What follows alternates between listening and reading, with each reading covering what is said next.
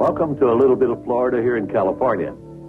This is where the early planning is taking place for our so-called Disney World project. Welcome, weary travelers, to the great big universe of XS. You may call me Sir.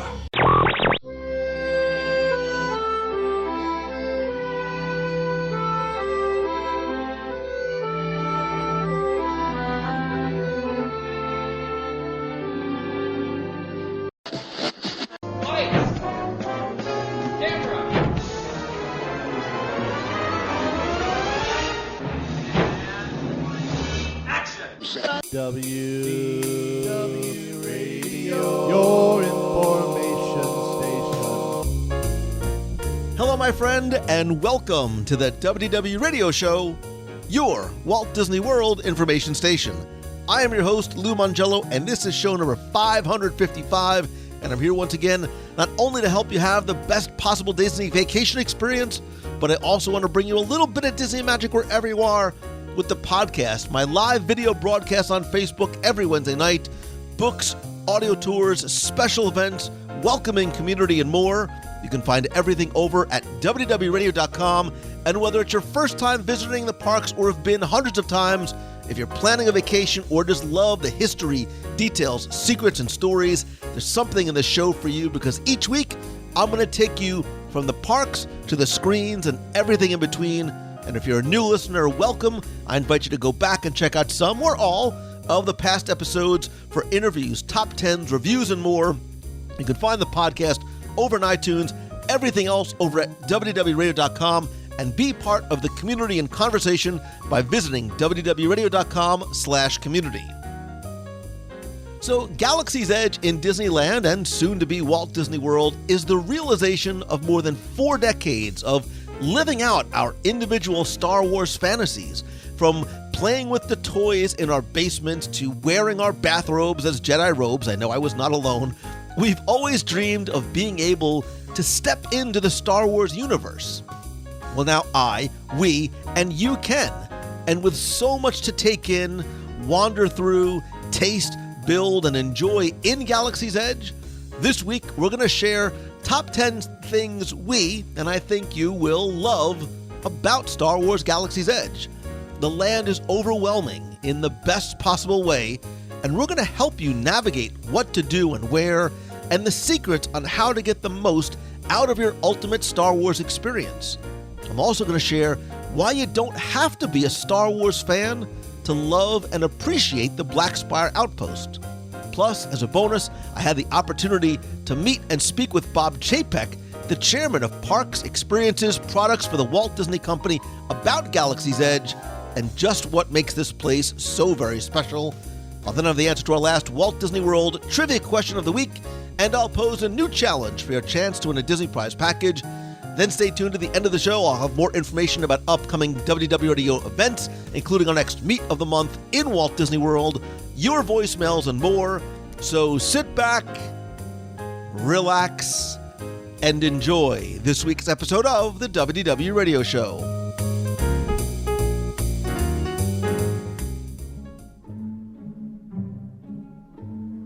Before we get into our conversation about the things that we, and I think you, will love about Star Wars Galaxy's Edge, I wanted to share a conversation with Bob Chapek, the chairman of Parks, Experiences, and Products for the Walt Disney Company.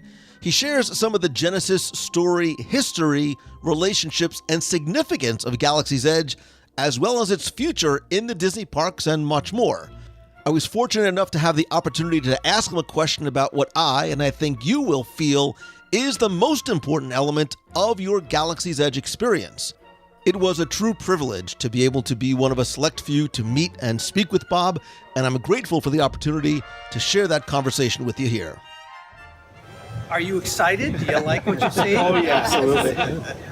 You know, I think when a property starts with the genius of, the Lucasfilm people and, of course, George Lucas himself, and you add in a healthy dose of ambition from the Imagineers, who were asked to, of course, dream big, with a lot of resources that were put against it, and the creativity of Imagineering, I think you end up with something that really almost defies logic or expectation. I don't know about you all now experiencing the land for the first time, but when I come in here, you feel like you're in a different planet. It doesn't feel like you're in an appendage to Disneyland. That's how immersive this place is. I just did an interview and someone said, well, there's one, soon to be 2 attractions here. I'm like, well, they say actually 2 rides. I said, there's not 2 rides, there's really 4 attractions. The first attraction is the land itself, right? I mean, it's spectacular, it's detail, it's texture, it's depth of storytelling. And then, of course, you have the Millennium Falcon. I mean, what a dream it is to be able to actually pilot the Falcon. And that's been extraordinary. The feedback has been fantastic. Ultimately, we'll have the Rise of the Resistance, which I personally feel will be the greatest attraction we've ever done. I mean, from every standpoint possible. And then you have the Cantina. And even during the cast previews, the Cantina lines were 2 hours every day, all day. You put all that together, and that's why we have to have a 4-hour, maximum. Because it is so immersive, it is so deep, the experience is so great, that you spend the first 2 hours just sort of absorbed in it, saying, wow, is this real? So for us, this is a new high watermark, certainly a new high watermark in the industry. And I think it says great things about where we're heading, what you can do with fantastic intellectual property to increase the depth of that storytelling, and what it means, I think, for the future of not only Disneyland itself, but also Walt Disney World and Hollywood Studios. So really exciting time for all of us. This is the work of a lot of folks that have spent a lot of hard hours, again, dreaming big and not letting typical constraints stop them from setting a new high water mark. So I'm thrilled to be here, and I'm glad to answer any questions that you guys. Obviously, there's so much to see here, but can we zoom in and can you give us one of your favorite little details or hidden Easter eggs that you know about? Well, there's actually a whole bunch here. I would say that one of my favorite things, it's actually a soft programming thing. It's not an imaginary thing, and it's the cast. Because I don't know if you've figured this out yet, but each cast member was asked to come up with their own backstory. Why they're here, what their origin is, what their problem is. So each cast member has created their own story. So that adds yet another dimension, because everything we've talked about so far is really all about the land, right? And the programming of the land. But when you talk to the cast, you get all these different layers. And to me, that's really what takes this. As always, it's always about the cast, right? They take it over the top. Bob, the words that keep coming to mind and that we keep hearing so often is storytelling, immersion, interactivity, and I think for me it's also emotion too. I will be the first to admit that when I walked in and saw the Millennium Falcon for the first time, little 9-year-old Lou Mangello cried, and I'm sure I'm not the only one. Tell me how those 4 elements sort of make sort of the recipe for this type of experience. You know, your question is so insightful, because you can break down every single element of this place. You can break down, the facades, the buildings, the food, beverage, the merchandise, the cast. But what it really comes down to is that word, emotion. You really have to touch somebody within their soul that speaks to them, whether it's because of the first time that they saw the movie when they were young or some more recent experience that they've had. But it has to play into that world of theirs. And that's why our marketing tagline for the land is live your own Star Wars adventure, because it really is about striking that chord of emotion. And great question. I'm glad you felt that emotion, because we've had quite a few guests when they walk through the gates just break down. And it says something. It's very rewarding for our Imagineers. Thank you. So the Imagineers were not only asked to create something this incredible, but they were also asked to create it twice, which is a tall order. Yes, so it is. what have been the positives of creating both of them at the same time? And has Disney ever even done anything on this kind of a massive scale? We've not done anything on this scale. Certainly we have several Sorens, right? But done over different time frames, certainly not of this magnitude. For our shareholder constituents, there's a benefit there where you design once, build twice. Essentially, this land is exactly the same as the one at Hollywood Studios, just essentially turned upside down with 2 entrances rather than 3. So there's obviously some efficiency there. But the other thing it helps us do is that, you know, as we're creating science, as we're innovating, as we're inventing, we don't have to go through those, you know, perils and tribulations twice. We figure it out here, we export it over to Orlando. And that just helps everybody get more Star Wars quicker in a way that's going to be incredibly reliable and in a way that I think is going to really build the franchise again. Smart and fun. Yeah, I'll tell you, it's a dream come true. This place is just amazing. And, you know, our guests, ultimately, though, it's not about what we think. It's really about what our guests in mass think. And if our demand on our parks is any indication, we've got way more demand than we've got supply. Speaking of the future, both you and Mr. Trowbridge have implied that the land was designed with evolution of the story and possible expansion in mind. Can you give a little bit more extrapolation on the future of Galaxy's Edge? The way I look at this land is that it's a canvas, and it's a canvas that we painted, and it's a core. We don't have any specific plans as to where this is going to go, because frankly, we haven't even opened it up. We don't open it up for another, 36 hours. But I think you can see that this could be the core of something really, really spectacular, because our ambition hasn't gone away. Our ambition's only growing. I'm not exactly sure what form that's going to take. I know most immediate the form that it's going to take, and that's Rise of the Resistance, which I again believe will be the greatest attraction that we've ever built. But beyond that, we've got no specific plans, but we have a lot of ambition, a lot of dreams, and plenty of stories to tell.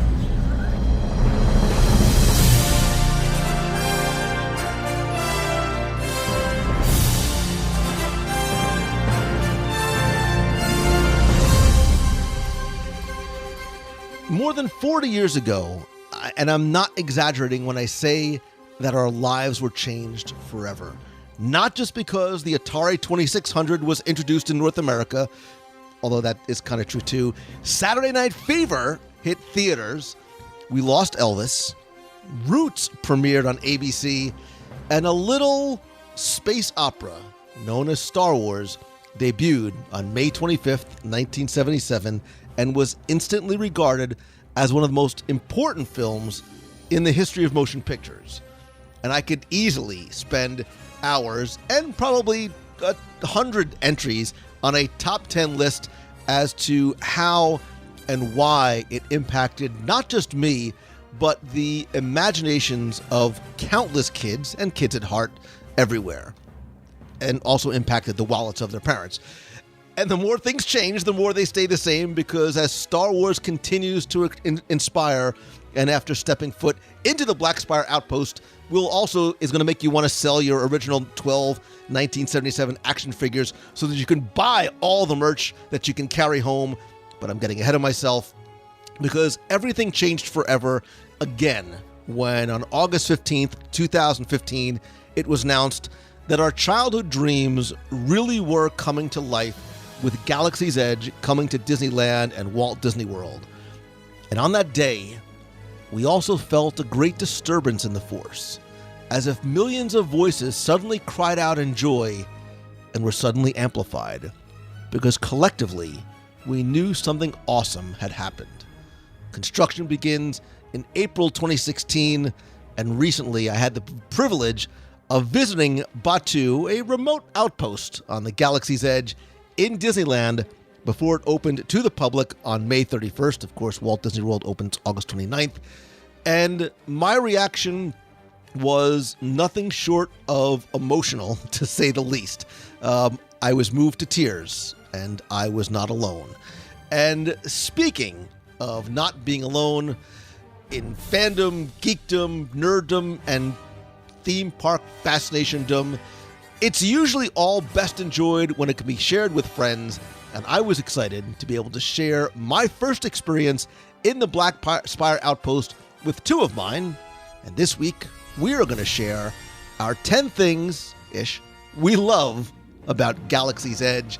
And joining me is truly a scruffy-looking nerf herder, Star Wars fan, fellow podcaster, and I think now I can call my friend Dan Zare from Coffee with Kenobi. Well, hello, Lou. Thank you. I am happy to be called a scruffy-looking nerf herder. In fact, it's the nicest thing anyone's ever said to me, so I appreciate it. And I hope you kept a running tally of how many Star Wars references I tried to drip into that introduction. And of course, impressive, most impressive. Thank you. Get running, because here comes more. I want to welcome Her Worshipfulness, a committee, Your Highness and mine, and Your Worship. Becky, by the way, those are names that Han Solo called Princess Leia in A New Hope and Episode Strikes Back. You can Google or ask Jeeves about those names while the big nerds are talking. She is, of course, Princess Becky Mankin from MEI and Mouse Fan Travel. It's great to be here, Lou, to talk about this thing that you two have been nerding about and crying about and laughing about and giggling about. And I don't want to see what your credit card statements look like this month. And by the way, seriously, you said opera? Did you say something about a space opera? Was there singing that I missed? Just curious. Well, there was a Life Day special. Yes, and there was singing in that. Crying, by the way. We are comfortable enough. I'm going to speak for Dan. We are comfortable enough in ourselves to be able to admit that we cried. I'm just upset that I wasn't there to see it. That's the piece. So you two were there. You were crying together on each other's shoulders. You were probably using your sleeve to wipe your nose. I was alone, but clearly this evidences the fact that you don't pay attention to anything that I do. I did share it on social because I wanted. I'm going back to that one later. Like and share, Lou. Like and share. You may have been blocked from WDW Radio's Facebook. Maybe that's why you didn't see it. This is probably true. Becky's still trying to figure out the whole bulletin board system and MySpace thing. Oh my gosh! All right, listen. We have got so much to cover. So much. And that's part of the reason why I wanted to do it in this format, because I will tell you, it is impossible to try and cover every single aspect of Galaxy's Edge. Even if we were to do a 4-hour-long podcast, which would be long even for me, I don't think it, and with all due respect and deference to those who have covered it in this manner, and I'll explain why too, I don't think you can do it in this way either. It's nearly impossible to create this ultimate guide and this everything you need to know, because it is such a living, breathing, dynamic place that is certainly very specific to us. It's something I will touch on as part of my list, spoiler alert. But I do want to get right into it, and really, I want you guys to share some of the things that you love about Galaxy's Edge. And it doesn't necessarily have to be a physical, tangible, Becky, drinkable thing. It can be anything about. I know exactly what's on your list. It can be anything that you think others would love about Galaxy's Edge. I am torn because, Dan, you are my guest. Becky, I still believe in ladies first. But Dan, since you haven't been on since our recap of Star Wars Celebration, I will invite you to go first, and then Becky following right behind. All right. Well, like you said, in doing things for coffee with Kenobi 2, it's overwhelming. When you come back from a trip like this, you could ramble on for hours and all kinds of episodes to talk about this. So there's some beauty in that, because how nice to have so much to choose from. I mean, as Star Wars fans, it's really fortuitous that we've got this, and that this land has been made by people who love their Star Wars and who know their Star Wars. It's as authentic as it gets. Which leads me to the first one that I wrote down, which would be the merchandise and Dok-Ondar's. We had been told that the merchandise there was going to be unique. It was going to feel in-world. It wasn't going to be like something you could see at Walmart or Target or something like that. So I wasn't sure what that meant. I wasn't sure if it was going to look like something I would see in like a garage sale, a craft show that someone made, in their shed.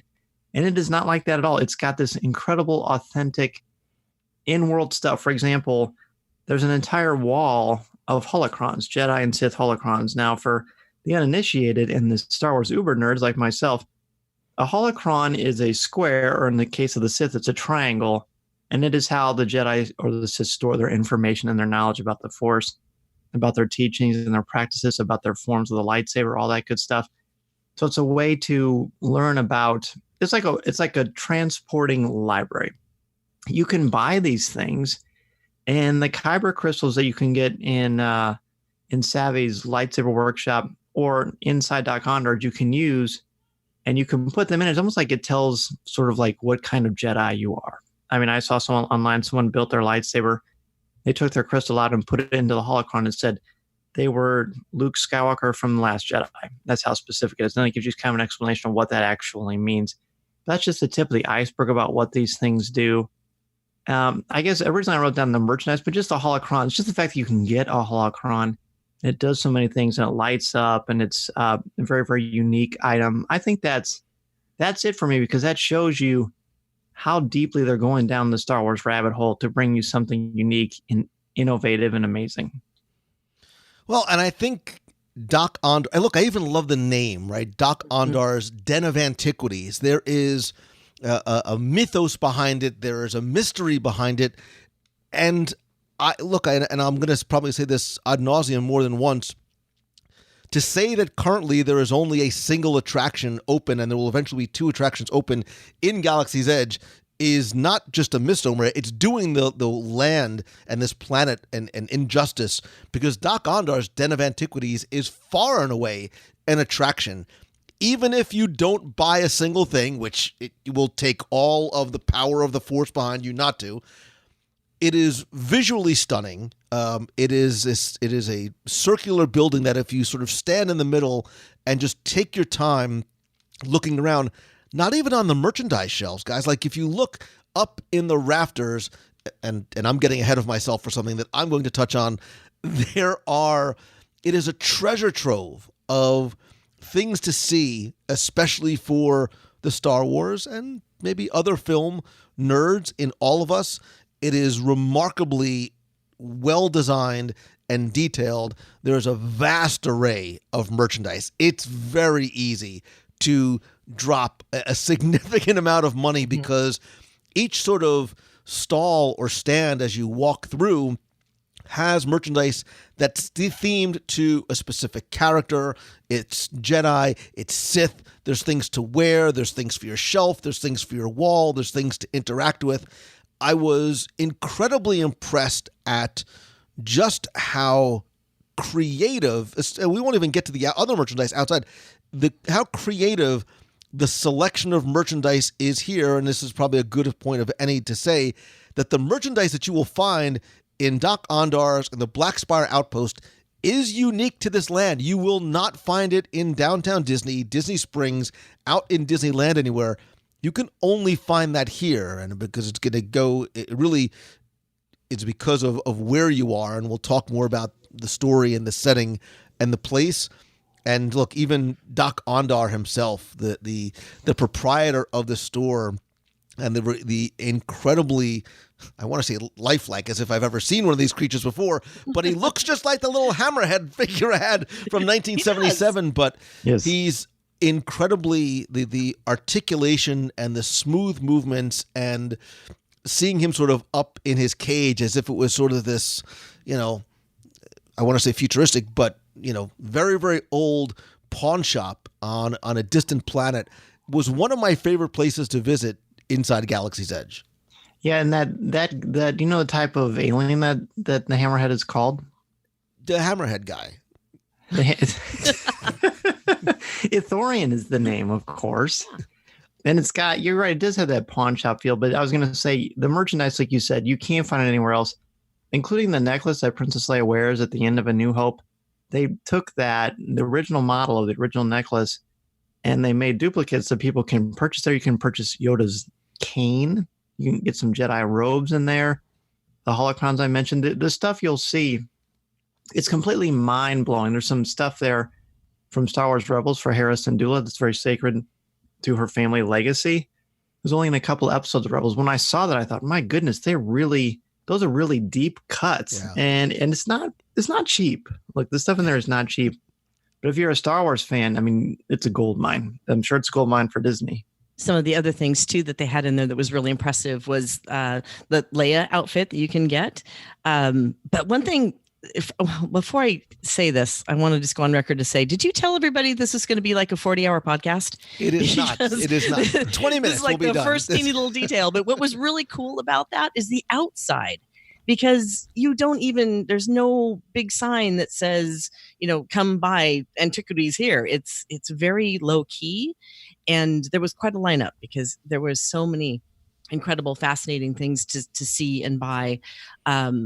But I think some of the, like you were saying, some of the things inside is just like an attraction to go in and look at. You don't actually have to buy anything to enjoy the space.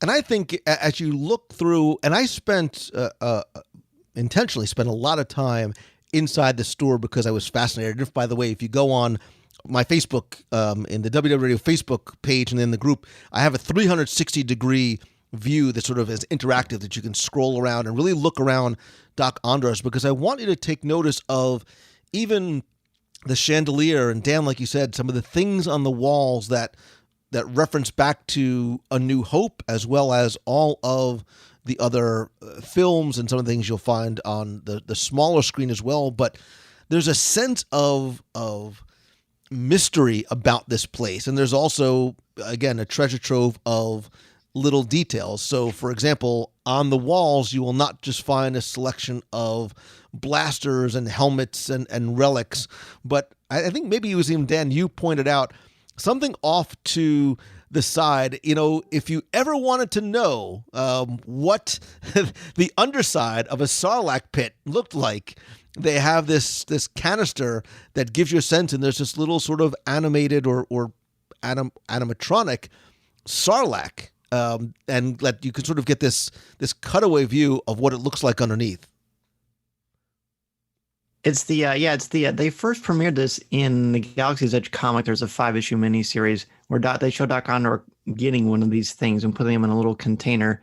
But yeah, it's a baby Sarlacc, just like the one from Return of the Jedi, and it's so creepy and so amazing and just so fascinating to look at. I remember looking at it and thinking, "Wow, I guess they've just answered that. What's underneath the sand?" You can see why Boba Fett's digested over 1,000 years in this disturbing man baby with a squid, like the thing from that weird man-eating plant. What's the name of that plant? Seymour? Is that the plant? Feed me Seymour. Yeah, it looks like that. It's right. It's amazing, but yeah, you almost can hear yourself singing "Baby Sarlacc," do do do do do, and it just. We had very different experience. We had very different experiences in Doc Andor's. I'm not a singer, by the way. No. Yeah, it's true. But it's a den of antiquities that is full of secrets that I think are meant to be uncovered and discovered, much like the rest of the land. But I don't want to. There's things in there that I don't want to necessarily touch on here because they are part of my list. So, your worshipfulness, please. What is first on your list? Well, for Christmas, if you are looking for a gift for me, that Rebel ring was pretty cool too. So just to put that out there. Noted. I keep coming back, and I mean, it's been several days since we were there, and I keep thinking about all the detail. And I know that we're going to hit on several of those details as we talk through this, but the one thing that I keep coming back to is the people.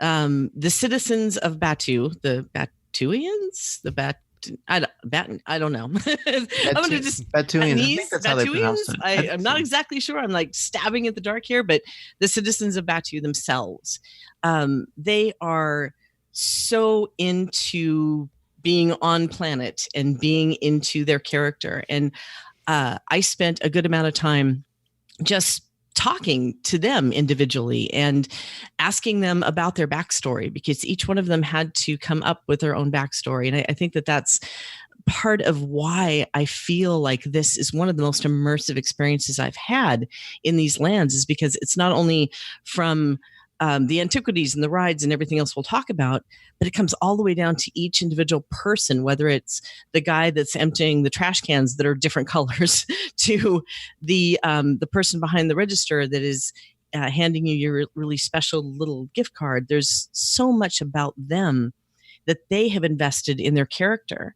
And I think I could spend hours just going from person to person, asking them about their personal backstory. Like the one that I spoke to that keeps sticking out to me, he recognized where I was from. And he said it was much like a little village that he is from, not too far away from Black Spire Outpost, that was a fishing village, and he hated fish. And so he decided to move somewhere else because he was force-fed fish all of his life. And he was telling me about his family and what they did, and the ones that weren't there no longer, and the legacy that was left over, and how he's now trying to make his own way in the in the village. And I just felt that was so amazing, that the attraction isn't just a ride or isn't just the ride that we're anticipating. It's also the people. Well, and I agree. And what I love specifically about that, and it really is this is much more on a broader scale, is that the cast members themselves are empowered and gifted the ability to create and craft their own story and take it as deep as they would like and they would need. So we talk about cast members playing a role. They are not playing a role as cashier or custodian or chef. They are roles that they have crafted from themselves. And like you, the interactions that we had with cast members, the layers of depth that they added to their story and their ability to interact with you in a very authentic way that doesn't feel as though it's forced or it's made up or they're and not to take away from any, if you are a Jungle Cruise skipper, you have a role. That is the role you play. If you're a Haunted Mansion, maid or butler. But this is one that they have the ability to craft on their own. And what I found out too is it seemed as though to me, in the relatively limited time that I spent there, and you guys told me, they sort of went out of their way to try and interact with guests, to have conversations with guests, not just about what they're purchasing or what they're eating or what they're drinking, but really wanting to give you a sense of location and belonging. And you've heard me say this over and over again, immersion into the story. Well, they were given a lot of latitude. You could tell it wasn't like you felt like they were doing a job. That you felt like you were surrounded by actual people of the village working their shops and their locations. And if they wanted to stop and have a conversation with you about where you were from or what you were doing, it wasn't forced. It wasn't rushed. It was very genuine how I felt. And I felt that at the press event, which sometimes can be a little bit more showy than when it really is the actual day. But opening day was the same way as well. And I really appreciated that. I also appreciated, since we're talking about the people in the village, was the way that the regular characters that we know and love, like the Chewbacca and the Rey and the Kylo Ren, walk through and live in the village. They don't come on stage, do a 30-minute set, have your picture taken from the line and walk off. They truly do have that sense of, they come in, they might greet a couple of people, take a couple of pictures, and then they're doing what is happening in their lives. Like Chewbacca came in and went up and was working on one of the spacecraft, and something blew up and he yelled and flailed his arms and fixed it and came back down and went somewhere else and met with other kids as they were walking through. So it really did feel like you are in a living, breathing village. Even when I walked into the Falcon one of the times to ride it, I said, bright suns, as we do. And he goes, yes, really bright suns. And he laughed, and it was actually bright outside. I just thought that was fun. Like, it's still in world, it's still in universe, but they're having fun with it and putting personality. It's not like they're just reading a script or like they're doing a skit, like you mentioned, Becky. This is like, they try to make it a part of their experience and your experience. It's not just, you know what I mean? It's like, it's not an ostentatious thing. It's more done to be a part of this world, part of this universe. And I think that's really impressive. Well, look, it even goes back to their role on stage. Like, every cast member, and I'm going to keep using the word empowered because I think it's important, they are able to choose, more so design their own costume. There is no set, this is the Casey's Corner costume, this is what you wear. It's, here is a selection of different fabrics, headwear, scarves, pants, whatever. You choose not your forever costume, you choose your costume for the day. So there is such a sense of personalization for the individual cast members as well as the community, because that's what it's really meant to feel like, the community that lives at the Black Spire Outpost. Yeah, and I remember one of the best interactions that I remember seeing was Lou, you when you found the resistance person that was hiding behind everything. There's like ducking and weaving, and got you involved to kind of hide her from the First Order. And I just, that was kind of cool. I saw it with you, and I saw it again later on opening day when she came into where the Falcon was, and she grabbed two kids, and the parents were somewhere else drinking milk or something, and she grabbed those kids, and she like had the kids hide behind her as they like worked their way up to the Falcon with all the stormtroopers in the area. You could just see that theater is going on. The story is happening all around you, even though it's not something that is up on a stage, which is really impressive. And that's actually going to lead me to what is first on my list, which honestly I intended to have last on my list, because I think it's the most important part, but I think it just fits in here so appropriately, and I'm also afraid that either one of you might steal it.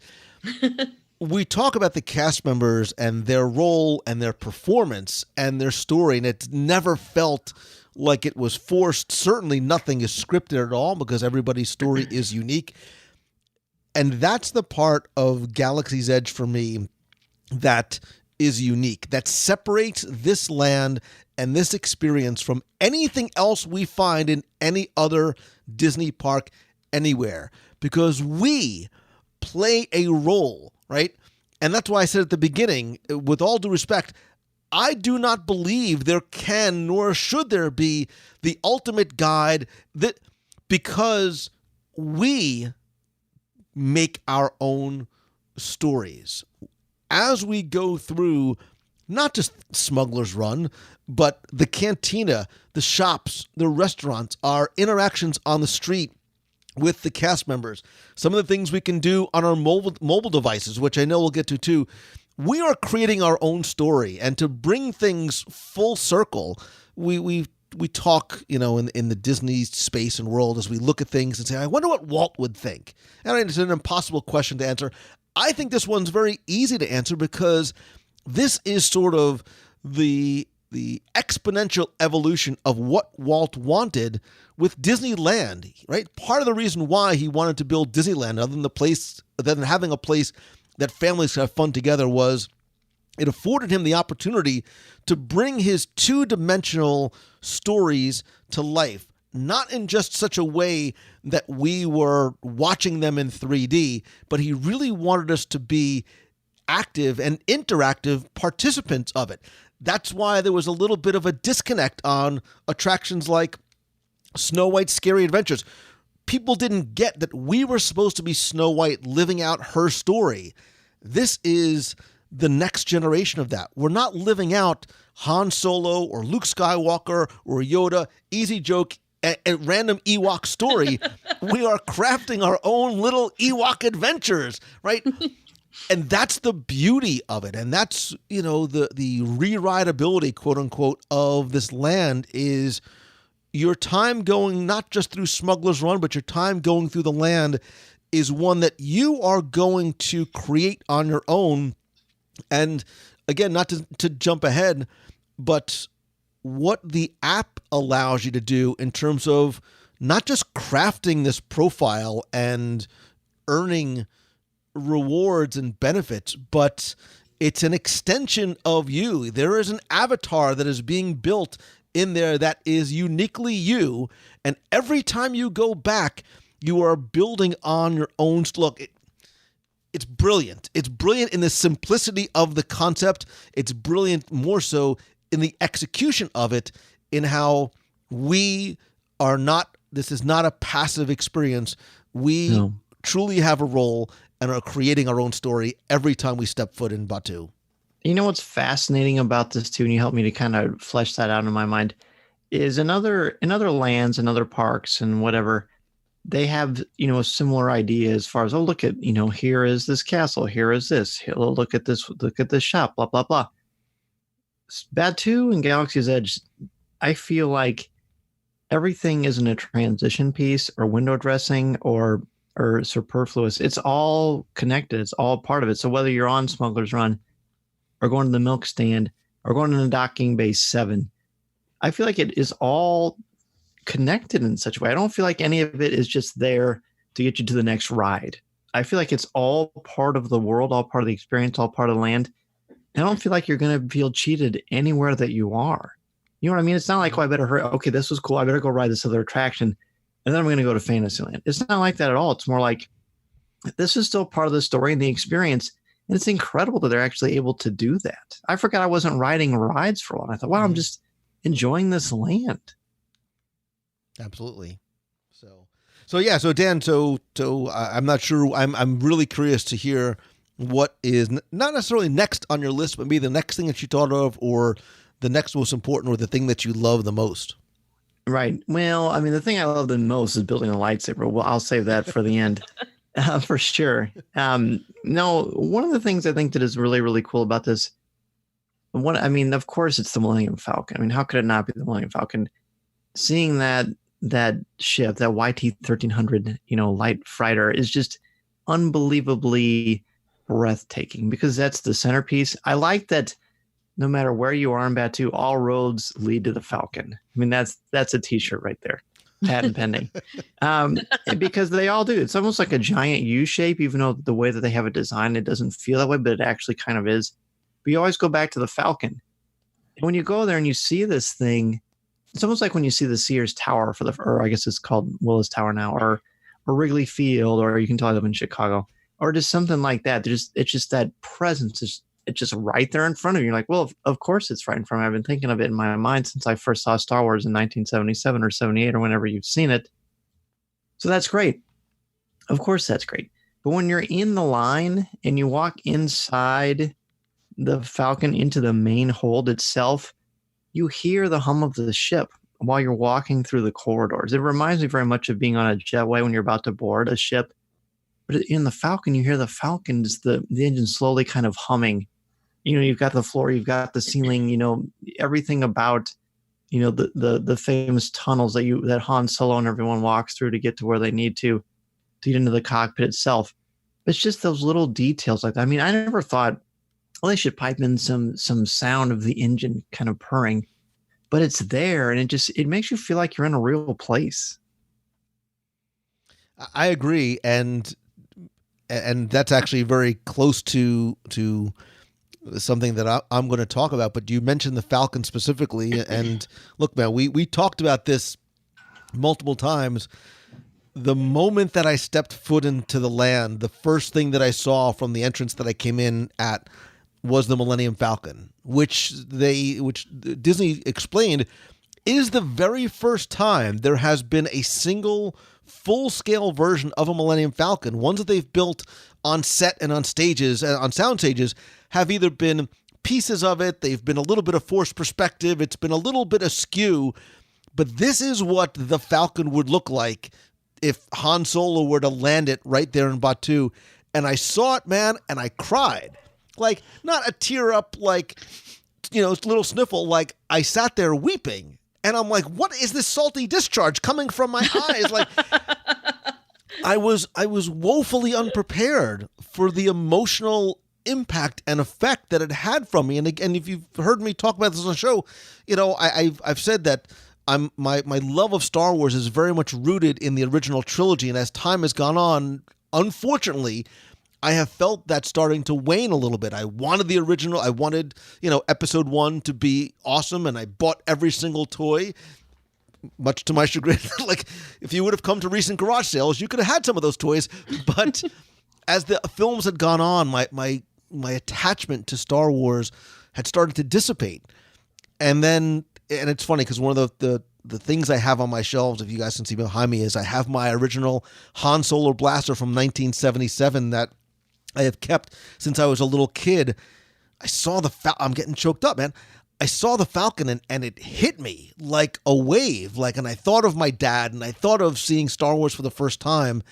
And, I didn't think it of at the time, but sort of that Chewie we're home was that feeling that I got. Yeah. And I'm going to talk about, listen, man, I'm going to be all up in my feels a lot in this episode because the feeling that overcame me of such emotion when I saw that, and it was only expanded upon as I started to wander that land. But forgetting the fact that it's just an iconic vessel from, from cinematic history. It represents a lot. I don't want to. It does. It sort of represents a lot more, especially for those of us who grew up on it. That's so true. And if you're going to talk about the Falcon, one of the things that I really appreciated about it, a few, was the first one. You guys were there for the media event. It was very sparse. There wasn't a lot of people there. And you got these great pictures of you standing in front of the Millennium Falcon with nobody in the background. And I was thinking, oh my gosh, no one's ever going to get that picture again. And they proved me wrong, because the way they've set up the photo pass people, you can stand in line off to the side, and the photo pass people have you stand in front of the Millennium Falcon with nobody in the background. So I've seen countless numbers of people now get that iconic photo of just them with nobody in the background and with the Millennium Falcon there. I'm glad that they thought about that and thought it through, because it really is cool. Much like the picture you can get once you board at the chess table. You do have to kind of do a little bobbing and weaving to get in line to get that before your number is called. But I think that is one of the most brilliant things, is having all of those Instagrammable weenies all over the place that you can take pictures of as you're waiting to board to go into the cockpit. I'm glad to hear that. How do they keep people out from the opposite side away from the cockpit? Because I probably am not going to run away. I'm probably going to stand there and try to jump up and hug it. Stormtroopers. What? Like stormtroopers. Like how do they center that so that people don't get in on the other side? It was really cool because you're close enough in. You mean on the outside of the Millennium Falcon, right? Yes. Yeah. Because if you stand by the cockpit, that's one thing. But if you go to the other end, in the complete opposite side. No, they had like 4 stations in a semicircle kind of around the Falcon, and you didn't have people in the background, because those 4 stations were literally you right into the spaceship. So it was really cool. I have seen several of my friends' pictures now. It was opening day. There were mass amounts of people, and there was no one in the background of their pictures, unless you look really closely, and you might be able to see some of the queue that's kind of above it. Did you say spaceship? Oh, hey. Hunk of junk, whatever. One of my favorite views of the Falcon actually comes from inside the queue. Having those windows, because you sort of get that kind of medium trailing shot of the back of the Falcon and those 6 black, venting ports up on the top. It's how I'm getting, geez Louise, man. It's how I, as a kid, when I held my giant, Millennium Falcon toy and would be behind it, pretending like I was piloting it through the asteroid field and dodging TIE fighters, I'm like, I am this 6-inch action figure. That's exactly how I felt. I was a little action figure with the telescoping lightsaber that came out of my arm, the double telescoping lightsaber. Star Wars collecting fan nerds, you know exactly what I'm talking about. But that, for me, I found myself pausing in the queue just to kind of take that in. The ship is not just massive, but so incredibly detailed and so impressive, most impressive. The exterior shot of the Falcon is almost an attractor as much as it is an attraction. Which makes the queue even more exciting, like you said, because you don't even realize you're going to get the money shot when you're inside the queue and you're walking along and you look out the window and you see the back, you see those ports, you see the exhaust area. And then at night too, I'm sure we'll talk about that, but at night it's dare I say even more stunning. Yeah. So I have no idea who goes next. I've completely lost track. I think it's Her Worshipfulness. Wow, that's gonna stick, and I'm hoping it doesn't. All right, it's a compliment. It means you're Princess Leia. Wow. I know Princess Leia, and Now, how did he step into that, and it end up coming boomeranging back on me? Don't you worry. I'll work that out later. All right. Move ahead, Princess. So, well, thank you. And I did hit print screen when I saw you crying, so that was perfect. I own it. I'm totally cool with it. So I have 2 that I really want to do, but I'm going to go to the obvious. I'm going to get the obvious out of the way. The cantina. Insert cantina music here. Yes. I love that place so much. I wanted to find out if I could purchase a table for myself back in the back corner. I think that was so well done. And again, a lot of it is not due to the visual when you walk in, because it's the cantina when you walk in, but it's, again, the cast, because they were behind the bar. They were engaging people. They were yelling and cheering. And when the engine dies, when the electricity goes out, everybody's running around to fix it and banging on things. And you're really sucked into the story. And on top of that, they hand you a fuzzy tauntaun. How can you go wrong with that? Or a yub nub, or all of the other great, the theming of the beverages, the adult beverages and the non-alcoholic beverages are so well themed. And it makes you want to sit there and order every single one because you want to try every single one. I just saw, and I didn't see it when I was there, but I have seen a couple of pictures posted about the beer flight. Do you see that? Mm-hmm. The little tray? Yeah, I have. It's did you get Rancor. No, they wouldn't let me order anything. It was pretty much here, try these samples. But I think there's is there 4 or 6? It's like a Rancor flight, I think it's called. Yeah, it's like 4, I think. Yeah, that sounds right. But I took a picture. I'll check. It was really impressive how it is expensive, but you walk away with a pretty cool piece of something that you can actually put in your luggage to take home as opposed to the lightsaber. Yeah. We'll get to that in a minute. But I just, and with the yub nub, you get the ceramic glass, which is like a tiki mug that everyone was salivating over. I love that place. And at first I was kind of disappointed because you knew that was going to be the place where the line was going to be. And at one point, the line was almost 2.5 hours long just to get into the cantina. But I've heard since they have implemented a virtual queue system now. So if you run in, get your name in the virtual queue, and then you can go do other things and then go back and drink. Yay. I am really thrilled with how that whole thing came out in the theming. And the cantina is up there for me. Shocker. Becky goes for the drinks. For it. I know. You go for the drinks.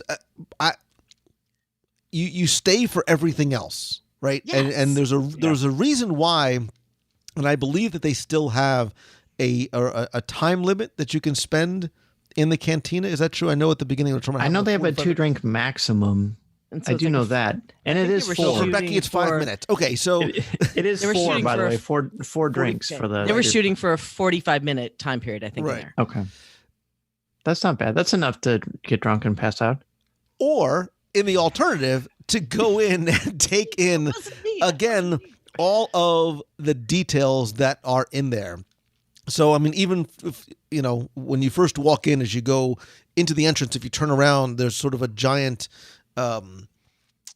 message board. There's in Arabesh that, in case you are not familiar with Arabesh, you can use your phone to translate. But everything that's happening behind the bar in terms of the details, the way the drinks are poured, some of the animatronics that are there. Let's talk about the 500-pound Wookiee in the room. DJ Rex is back, yo, and DJ Rex so fun. is so fun. Awesome. I wanted so desperately to take home one of the little interactive DJ Rex droids that you can get from the Droid Depot, but he is not just playing the cantina, sort of the familiar theme song, but he is spinning music that was crafted specifically for this land. There are Easter eggish elements to, obviously, if you don't know, Rex was the captain in Star Tours before the Adventures Continue was open, and now he has a gig as the DJ here. But Rex being Rex, sometimes things don't go the way he plans. He malfunctions here or there, and you may or may not hear some things that sound somewhat familiar from his early days captaining the Star Speeder 3000 in Disneyland and Walt Disney World. And he moves and he dances and he articulates and he talks and he sings. And the place was just fun to be in. Not to mention the fact that we were able to sample a couple of the drinks that were in there. And to be clear, not everything that is served in there does have alcohol in it. All the ones that I tried, I believe, were non-alcoholic. I'm trying to remember what. I think I had the Java juice, which was orange, pineapple, kiwi, cantaloupe, and blueberry popping pearls, like little boba pearls. So there's probably 5 or 6 non-alcoholic ones, as well as a number of alcoholic drinks as well. And we didn't get a chance to have it. There's also a little snack mix that you can have too. And it looks like there's probably 9 or so alcoholic drinks, 4 beers, a cider, some wines on tap. So there's a wide selection of things to have in there. But for me, it wasn't necessarily the libations themselves. It was the location, not the libation. And they also have the breakfast drinks too. So if you get there early and you've got that, hey, come on, everything for you is a breakfast drink. Well, actually, a couple of them are, because they do have like a coffee, orange marmalade, rum, vanilla whipped cream thing, a Bloody Rancor, which is like a Bloody Mary, and let's see, they do have a Black Spire brew, non-alcoholic, coffee with honey and passion fruit and citrus. Not coffee with Kenobi. You can't have that if I'm in there. Yes. Okay. And then a couple of teas, and then the Blue Bantha too. So there are all kinds of options that don't include alcohol, Lou. So, you can have a little fun still in the morning. The one that I had, it was like kind of a pineapple and a coffee flavor. Do you know what I'm talking about? It was really good. I didn't think it sounded like you kind of taste like the juice part, and then there's a coffee after taste, and it sounds terrible, but it actually was amazing. Really, it was very refreshing. But one of the things I liked about it, again, I was 9-year-old Lou Mangello the entire time I was there. The booths look like they came out of the Mos Eisley Spaceport Cantina. Like, I want to just sit in it and sit back and put my feet up. Han Solo, Captain of the Millennium Falcon. Like, I want to do that so bad because it's exactly how... Maybe that would be the first thing I would thought you would have done. The very first thing you would have run to a booth. But that's what it was. Like, I was, it's not Mos Eisley, but that's what it's so evocative of that. And, it's the place that we always wanted to visit. And now finally you can. Yep. So, which, perfect segue, Mangello, leads to what is, and again, there's sort of no order to this list, except maybe what I had before is sort of one of the most important for me.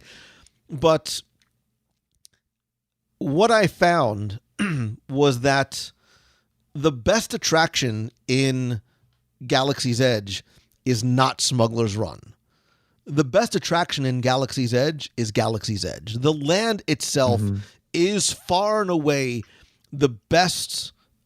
While the Cantina or Dok-Ondar's, there might be single locations that are spectacular, but the overall land itself is a masterpiece of themed design. I felt that when Cars Land opened, it was one of the best pieces of work that Imagineering as a whole had done. You step foot there and you are in this animated world of Route 66. You had a sense of place in that movie. When Pandora opened, I think it took things to the next level in terms of this feeling that you were off-world somewhere, because it is very much an all 5 senses, 360 degrees experience. It's a bit smaller, but the difference is there's no, for me, I don't necessarily have the emotional connection to Cars, certainly not to Avatar. I would be very, very hard-pressed to give you the name of 3 characters from the film. But the land here, while it's a unique location, there are certainly elements of Tatooine, of Mos Eisley Spaceport, of the Cantina, of the forest moons of Endor, and some of these locations that we have seen. And it doesn't matter if you are, and this is across the board, if you are new to the Star Wars universe or you are a, day one, May 1977, super nerd, it is an incredibly, somebody get me a thesaurus. I need another word other than immersive, but from the architecture to the pavement, like I always tell you to look up and look around, look down at the pavement, look at the details there. The land itself is telling a story. First of all, it's huge. I will admit, the first pass that I went through the land, I missed the fact that there was this winding pathway that takes you down to where Rise of the Resistance is going to be. I did not realize just how expansive it is, not just in a horizontal sense, but even a vertical sense. This idea of it being the Black Spire Outpost, the design of the rockwork and the trees and the mountains gives you a sense of this vertical space that goes off into the distance and the horizontal space that has these pathways that you can't see. I mean, architecturally and design-wise, it's stunning because there are so many sharp turns and curves to go around. Like, I'm thinking specifically, if you go and you're staring at the droid depot and you have to kind of go around, you don't see what's around that corner.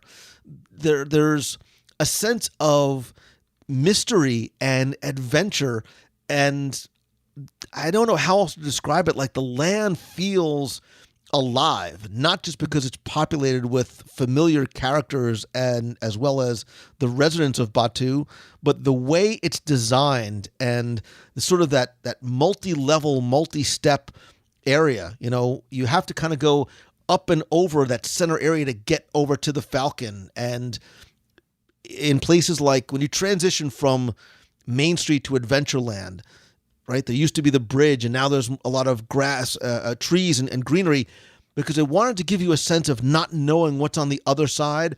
I found that as I was wandering throughout Galaxy's Edge, that there was something to be discovered around the corner, which you don't really get necessarily in a place like Pandora, because it's all one level for the most part, and you can pretty much see almost end to end depending on where you're standing. It's expansive, it's immersive, it's mysterious, and it is simply spectacular and beautiful in its design and execution. And mesmerizing and hypnotic and riveting and alluring. FYI, the thesaurus is, Googleable. And nostalgic, too, right? Yes. I mean, it's... Yeah, and the land itself was one of mine on the list too. So I'm going to jump on this because now I got to scramble to think of what's next. But the three things that I really enjoyed about the land itself was, first of all, the line of sight. When you're in the land, you don't see anything else. You don't see Splash Mountain off in the background. You don't see any other land or any other icon that I can remember looking for. If you guys spotted one, then let me know. But I didn't see one. I was deliberately looking for it. Yeah, I was trying to see if I could find it, and there was nothing. There was no intrusion. And given the size and the footprint of this in the small space that Disneyland had to work with, that's impressive to be able to pull that off. And the literal size of the land too, like you said, there's places to walk and discover and wander down and meander into different pathways where you'll find things that aren't something that's charted on the map, which is incredibly cool. But the third thing too that I really enjoy, and it's almost not fair because the reservation system only allowed us a 4-hour time period when we were in the land, but some of us didn't get to, on that opening day and after, didn't get to experience both the day and the night. And I think you mentioned it earlier, Dan, that you were so right. The land takes on an entirely different personality from sunshine into when the moons are rising. It's amazing. The lighting changes things. The mood is changed. Looking at the different angles of the land, it's like being in an entirely different village between day and night. And I hope everybody has an opportunity to see it in both ways, because it really does take on a whole different personality. There is something very, I'm sorry, there's something very cinematic about this place too. I mean, it was clearly designed not like a movie set, but with that sort of design in mind. So, sorry, Dan, I mean to interrupt you. No, not at all. No, you're dead on, and that actually ties in what I was going to say.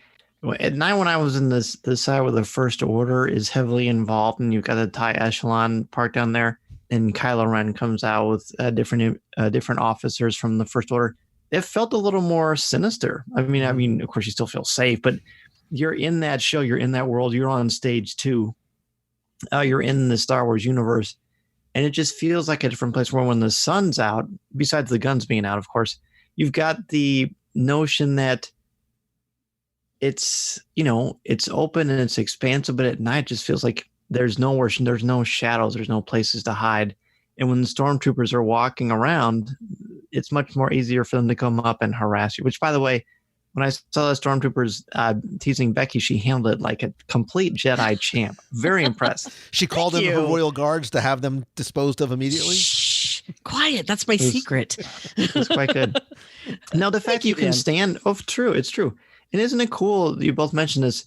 Not only can you not see any other part of Disneyland, you can't hear any other part of Disneyland either. I didn't hear any oohs and ahs and screams or music from anywhere else. When I did hear music, when it was quiet enough where I actually could, it was just Star Wars stuff for the atmosphere, the sound effects of the beasts, or just you're just sort of enveloped. There's another word instead of immersion. You're sort of enveloped in this Star Wars experience. All five senses, and we've talked about this a lot, are completely enraptured through this Batuian experience. And I'm not trying to jump out of place, but this very much ties into something else that's on my list that maybe is more integral to what I was talking about than not, is the level of detail. And I think you're right. It's important. First of all, the place feels like it's been there forever, right? Mm-hmm. Yeah, the trees and the greenery and the rock. And there's even cracks on the floor too when you're walking the pavement. And that's really what it is. This is, and if you want to count this as another one of mine, you can, and I'll just skip a turn. But the detail and the design and the storytelling that takes place in this land without a character in it, without anything going on, it's telling a story. And maybe it sort of goes back to this idea of it being cinematic and the attention to detail. Look, when you are standing in the Black Spire marketplace, you absolutely get the sense of this Moroccan open air marketplace. And we'll talk about the merchandise, but I paid attention to the wide shot and then the close up, right? I was looking at the details. I looked at the banners. I looked at the signage. I looked at the changes in the light fixtures, because I'm a nerd and it's what I do. There's again, it sort of goes back to this sense of adventure and storytelling. There was at one point, there was almost a little Raiders of the Lost Ark thing going on for me. Like the storytelling that the land is able to accomplish in and of itself is why I feel it's the most impressive attraction. It does it without even trying. It's just built into the design and the structure and the storytelling elements of it.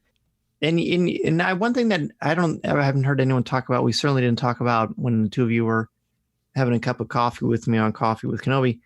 You don't have to know anything about Star Wars to enjoy this place either. It's not like you're going to walk in and someone's going to quiz you, or you're going to feel some sort of a trivia contest and feel silly. You just walk in, you're part of the experience. They bring you into it, and it's there for the taking. There's little Easter eggs for the most nuanced of fans to enjoy. But if you just want to go in and experience this new, beautiful area, you can absolutely do so with the biggest smile on your face and want to come back for more and more. Absolutely. I better jump in and give my next one before these two steal it again. So the next one I have is the fact that you can go in there. The fact that you can go in there and you can buy authentic, Jedi robes. You can buy Rey's outfit from The Last Jedi. It's Anakin's Jedi robes from Return A Revenge of the Sith and Obi-Wan Kenobi's as well. Of particular interest to me is that you can buy the Resistance X-Wing pilot uniforms, which, they're iconic. And yes, I am biased, but I was very lucky in 2016. I got to fly out to Hollywood with my wife and be in a Target Rogue One Star Wars commercial. And I got to wear an X-Wing pilot outfit that was custom made just for me, which of course I tried to take, but that didn't work out. They said, no, we're going to keep this. All right. But now I don't have to worry about that. I can just go and buy. I mean, it looks just like the one that I wore. It looks just like the ones that you see on screens. And this is a very unique collectible in its own right. Now, you can't wear it there on property per se, and there are certain rules and reasons for that, which are very actually cogent and rational, and I totally understand why they do it. But you have it. So, you've got these costume organizations like the Rebel Legion or the Mandalorian Mercs or the 501st who do incredible charity work globally for people, for Make-A-Wish and things like that, which of course Lou you know about very, very well. And you can get there and you can be a part of that experience. You don't have to worry about building your own costume. You've got the authentic Lucasfilm sanctioned costumes right there. And amazing. Yeah, you can go and buy robes and stuff like that, but the fact that you can get it there on Batuu and it's got that stamp of approval. I mean, for someone like me, because I like the authenticity of all of this so incredibly much. So when I saw the costumes in person, I was amazed at when we saw them at Star Wars Celebration, Dan. We saw them in the Galaxy's Edge booth, and they almost looked like they were prop costumes. And I figured maybe they were, and I asked, and they said, no, this is what you're going to be able to buy when you get to Batuu. When you get to that open-air marketplace and you see that stall with that vendor selling them, they look as though they came off screen. They're to use sort of the movie-making lingo, they're hero versions of costumes. You don't get the sense that this is... When I say costume, I think of like the Ruby's costumes from the 70s. Like, they're not plastic with a little, plastic mask with the tie in the back. You look as though you could walk out on screen with them. And I try to get clarification in terms of what the actual guidelines were for costumes. And anyone correct me if I'm wrong. From what I understand, the costumes that you buy in Galaxy's Edge, the tunics that you can wear and Rey's all of those are okay to wear inside the park except for the robes. So you cannot don a Jedi robe. They didn't say why. My guess could only be is because you may or may not encounter real Jedis, and they just don't want any potential guest confusion if you are an actual resident of Batuu or just a visitor to there as well. But to your point, Dan, between the quality and the detail of the costumes and the legacy sabers, and we'll get to the build your own sabers. Again, we're no longer taking our dad's bathrobe and, the wrapping paper tube from Christmas and pretending that we're Alec Guinness. Like, hey, speak for yourself. I was going to say, I have a feeling that both of you did that. Yeah. Just exactly that. Just this morning, actually. Nice. So, Becky, what would be next for you? Oh, okay. I have like 7 pieces of paper here with just stuff. So I'm going to go with something that's kind of all encompassing of a few things, but the level of engagement, besides just talking to citizens of Batuu, but the thoughtfulness of how you will experience the land is incredible. For example, you don't just walk into a shop that has droids. You build one. You and your family can get together. You can go to a conveyor belt. You can choose different pieces. You can pick the color. You can bring it to life. You can do this together with people that you love, or people, your friends, or by yourself. You were engaged to do this and create your own story. And it's not just from the Droid Depot. I know we'll get to the lightsaber thing. I will leave that for Dan, so he's not going to get mad at me.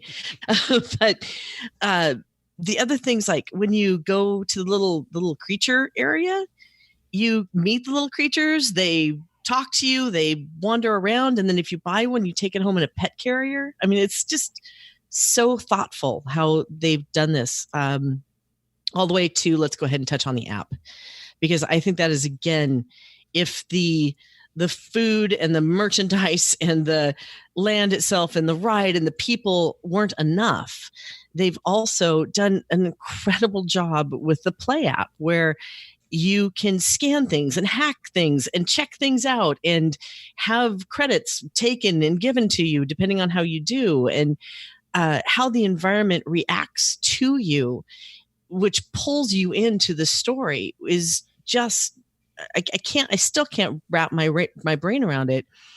When we left the Falcon after piloting it and walking out, and how you've done is reflected in the tunnel as you leave. I mean, all of those really teeny tiny minute details make up just this really rich, engaging environment that, again, you are not going to want to leave when you get there. So I actually had the Play Disney Parks app specifically on my list. So we'll just sort of extend out on that from what you were talking about, because you're right. Because, and it sort of goes back into what all we were talking about in terms of the immersion and things like that. You know, as somebody who's been going to the parks for such a long time, I've had a love-hate relationship with my phone and the phones of others.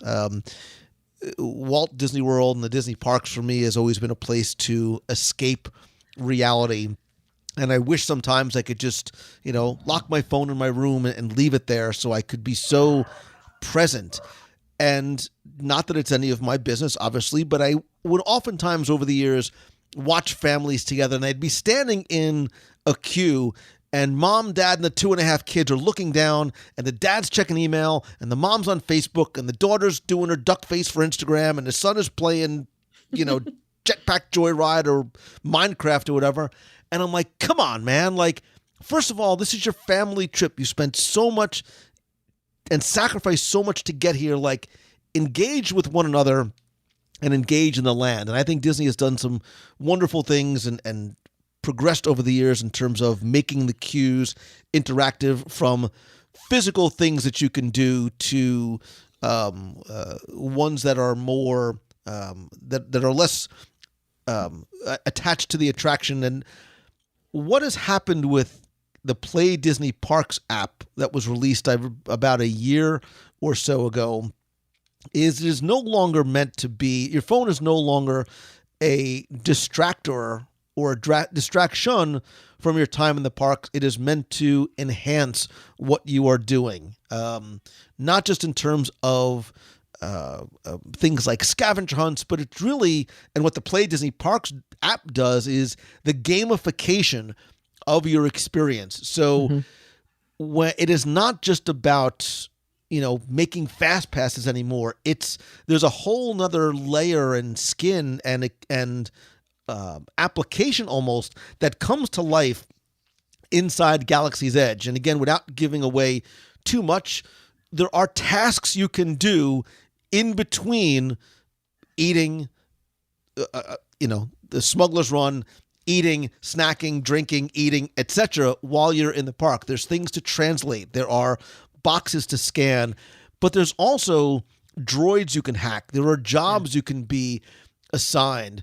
You can, and I don't want to give it away, because as I came out of the Falcon one time and I stopped for about 20 minutes, I started to dig into the attraction a little bit and saw that I was getting, obviously automated, but messages that were being sent to me for tasks that I was told to do. And if I wanted to be a Resistance spy or a First Order sympathizer, I can do different things in terms of controlling, various door panels. So there were experiences and games and activities that I can do throughout the land that were, like everything else, personal and unique to me, but I could also do with the people in my party. More importantly, it's the overall gamification for everybody in the land, right? Whereas this game, and depending on what people do, the control of the outpost to a certain degree can go towards either the Resistance or First Order. But if you look in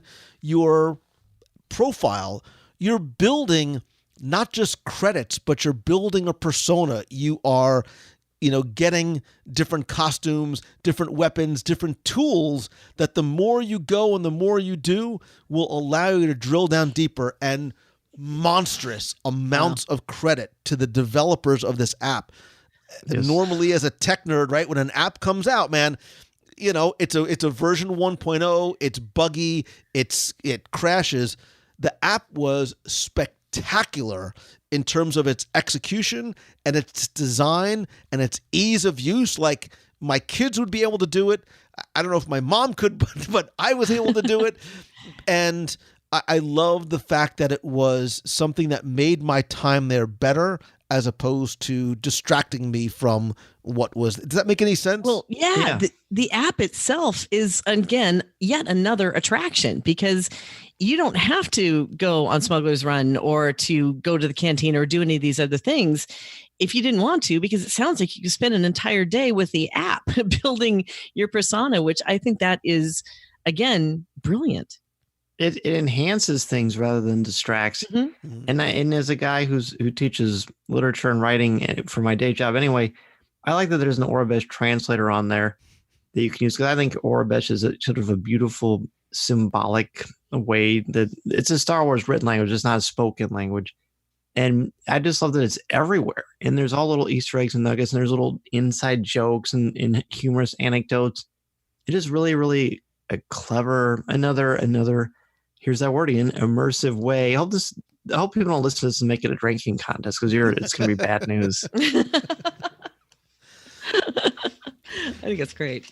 I think it's my turn. I sort of piggybacked on you a little bit, but I think we're starting to come together and wrap up. And this is one I think that we all found that we love, and this very much touches me, not just in the nostalgic sense as a Star Wars fan, but it's really how I got my start in this whole Disney thing. I've always been fascinated by the trivia and the details and the stories. And at Galaxy's Edge, I got 2 words for you, man: Easter eggs. Yep. The Easter eggs may be the best attraction, because it is replete with countless. I mean, not even close to being able to scratch the surface. Now, look, time-wise, right? And we talked about a sense of place. This land is supposed to sort of take place in between sort of, Last Jedi and right. But there are Easter eggs here from the classic trilogy to the prequels to the spin-offs to the toys, merchandising, and the animated series. And I don't want to give away a lot, but there are some that I saw that just put a smile on my face, where I was like, oh man, like, that's just way too cool. I mean, so a simple one is, if you look at the cargo ship above Docking Bay 7 Food and Cargo, there's 3 shipping containers there, because as you see, the story of Docking Bay is how they get their food. The shipping bay containers have numbers on them. The 77, 80, and 83, which obviously are the years that the original trilogy came out. Those are pretty easy. But if you go, so one of the things I loved was, if you go into Ronto Roasters, there's a pod racer engine that's, according to story, sort of cooking the Ronto meat. If you look really carefully, the droid that's working there is the same droid the same type of droid that's in Jabba's palace in Return of the Jedi, that's sort of branding the feet of the Gonk droid. And by the way, there's Gonk droids everywhere, and I dig me some Gonk droids. It's just over the little sign that had the Toydarian, like Watto was on it. Like, it goes on and on and on.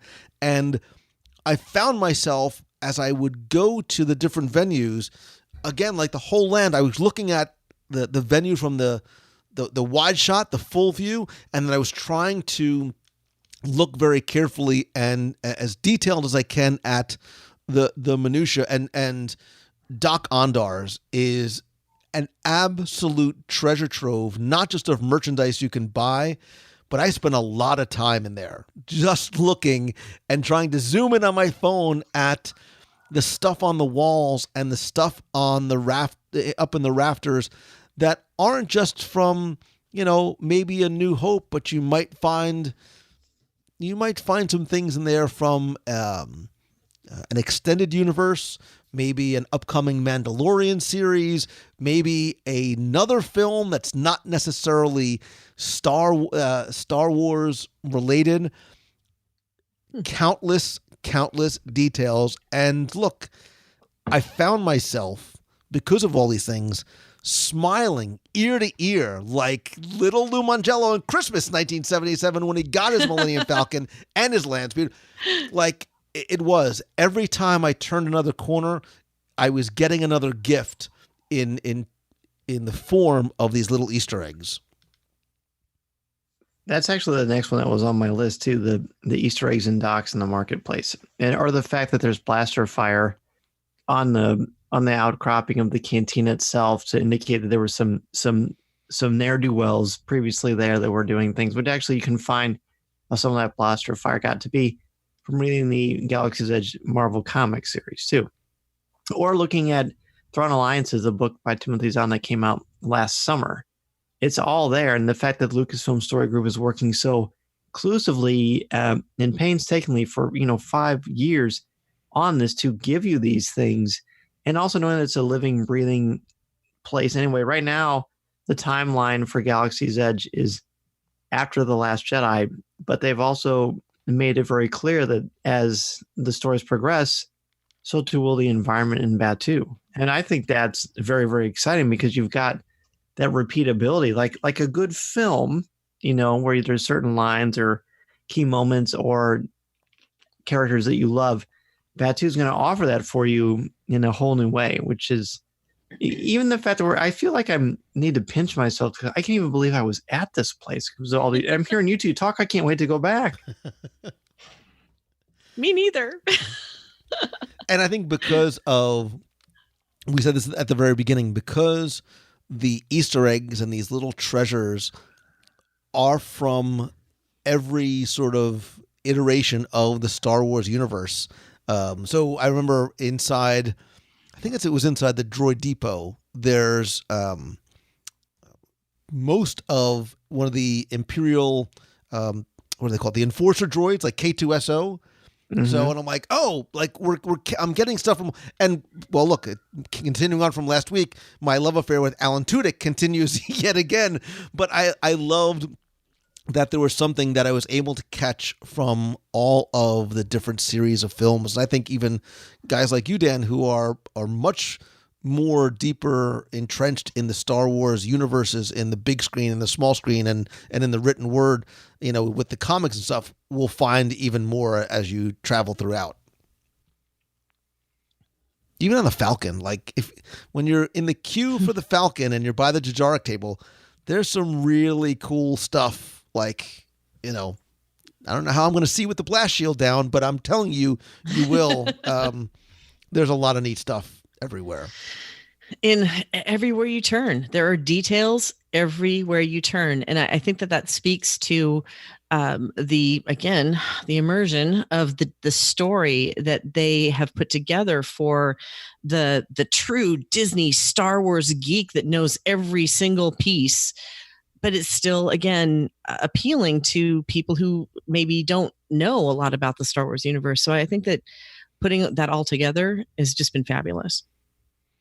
So, Dan, I think we're coming full circle back to you. Yeah, I don't know how many more you have left because I definitely want to talk about building a lightsaber. Then have at it, man, because I know how important that was to you. So before I got to Batuu, there were the main things I wanted to experience. I just wanted to see and be inside the Falcon. I didn't even care about riding the attraction. I wanted to ride it, of course. I just wanted to see and experience the Millennium Falcon. I wanted to just walk around and just kind of get the atmosphere of Batuu. But then I wanted to build a lightsaber. Now, longtime listeners of Coffee with Kenobi know how many lightsabers I have. I've got a number of the master replica ones. I've got the hilts of Anakin Skywalker, Palpatine, and Yoda. I turn on and off that you usually get the sharper image of all things. And then you've got the miniatures. I'll show you one now. This is Luke Skywalker's, but it's like a smaller version. So I've got a lot of lightsabers. I don't know that I necessarily needed a ton of lightsabers or anything like that. So then you can never have too many lightsabers. Let's be honest. Yeah, exactly.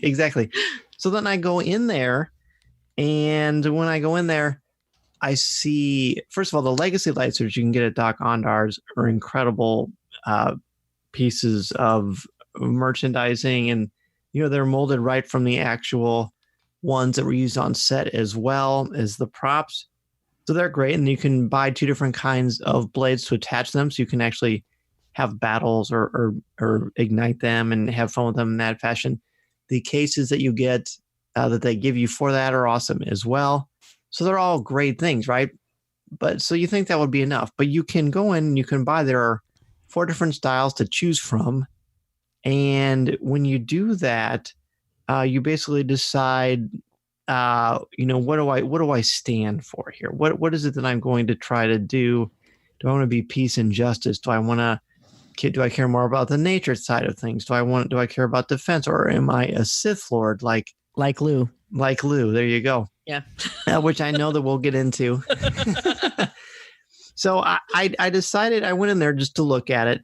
And the cool thing about this place is that it's nondescript. Like the door itself to go in to build your lightsaber, like if you didn't know where to look, you would know that it was there. So it does give you kind of that in-story feel of, of course, the First Order doesn't want you to build a lightsaber. They don't want any Jedi around because they want Kylo Ren to be able to do his thing and be the most dangerous presence there. So you go in, though, and you pick your lightsaber that you want to build, and you go inside and you become part of this incredible story. It's like a 25 minute experience. It's probably a little bit longer for the group I was in because I couldn't figure out how to screw the thing together. So they had to come over to help me, which is fine. I was just like, wow. And I won't ruin big key things, but when they're talking about the different kyber crystals, the whole room takes on this different color, and the music corresponds to the characters they're talking about. And there's this wonderful reveal of the fact that your lightsaber actually will ignite and it will work for you. It just reminds you, if you've ever seen episodes of Rebels or Clone Wars where people pick their own kyber crystals, and what goes into that, it's magical. And then when it's done and you realize your lightsaber is going to turn on, as you're not just constructing a hilt, but you've got the actual blade there itself. That part got me more choked up than anything, even seeing the Falcon. And I think it's just because I thought, okay, I know this isn't real, but if this was a possibility, this is exactly how it would feel. And I was just so overwhelmed. And I just thought, I've got to bring my son to this because I can't, when he sees it, I'm going to cry even worse when I see that. It is just the most magical thing. If there was only one thing I could do at Galaxy's Edge, for whatever reason, I had to pick, I would pick this in a heartbeat, and I wouldn't even feel the least bit like I missed out on anything else because it's just an incredible, true experience. The best way to describe it, the Bibbidi Bobbidi Boutique for little girls, or when you go into Pirates of the Caribbean, I know my son, when he was 4, he was Captain Jake, and he thought that was the coolest thing ever. They make it so great. This is like that for people who want to have a lightsaber, and it's even better than I'm describing it. Okay. Ladies first. All right. Is the person that never owned a collapsible lightsaber and never was a collector in all of the Star Wars universe. When I heard that there was a $200 lightsaber, I kind of went, who needs a $200 lightsaber?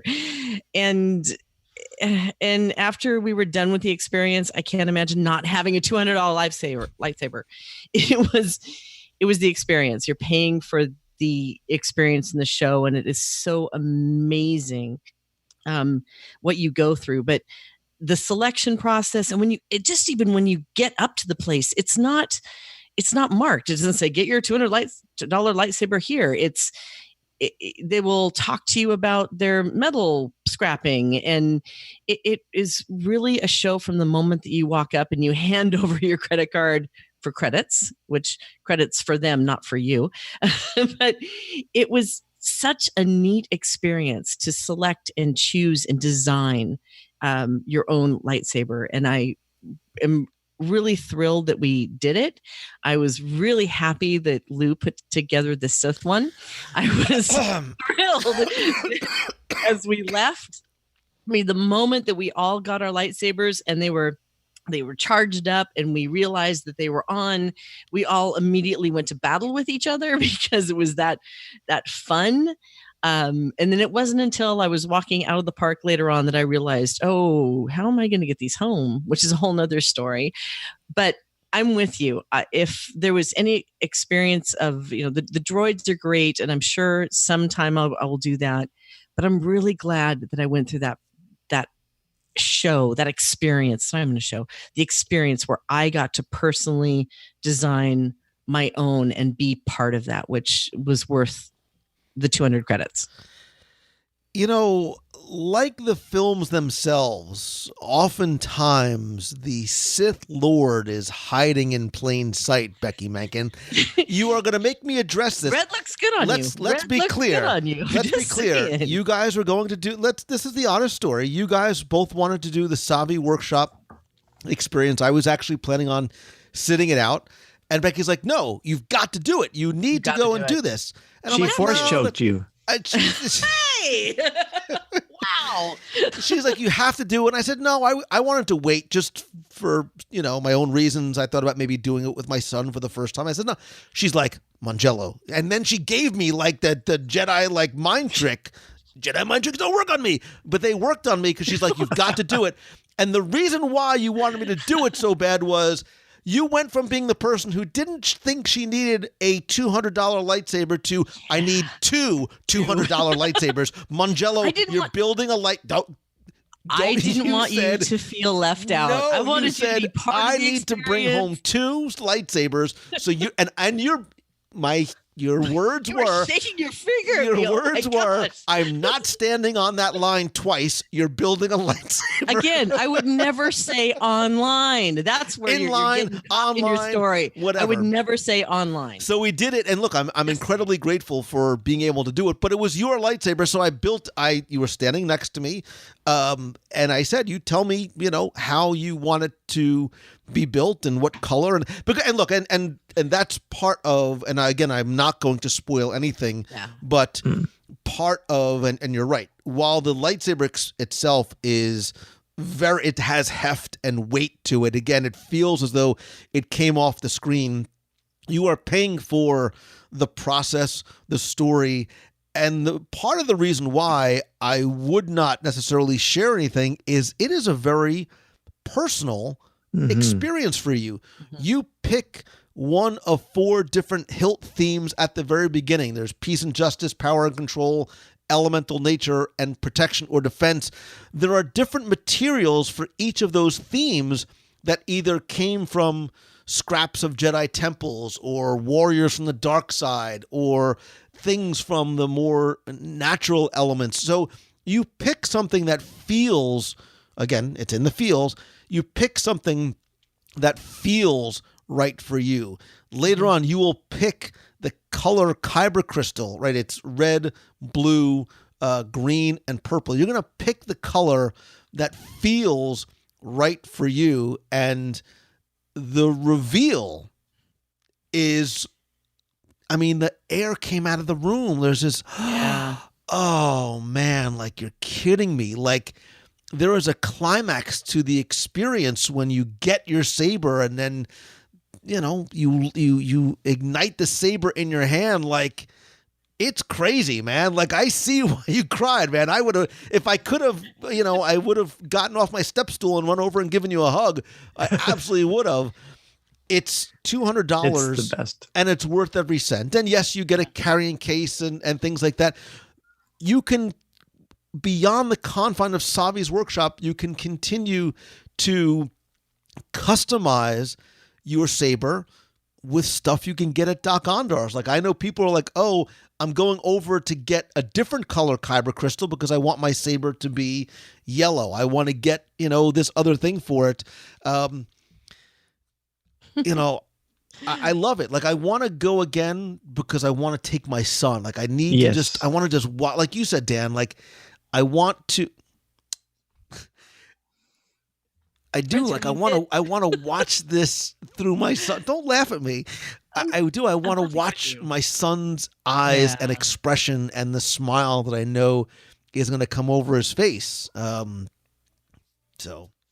Yeah, when I showed it to my son, to my little boy Mason, he was so excited about it, and I just thought, oh, buddy, you have no idea how you're gonna feel when you do this, because it's gonna feel real to him. I mean, it felt real to me, and I'm a grown man who knows what reality is, and well, I guess in theory.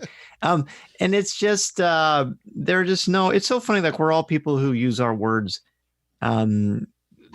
for our income to feed our families. And we can't think of enough words and enough superlatives to describe how wonderful not only this workshop is, this experience, but just everything about Batu.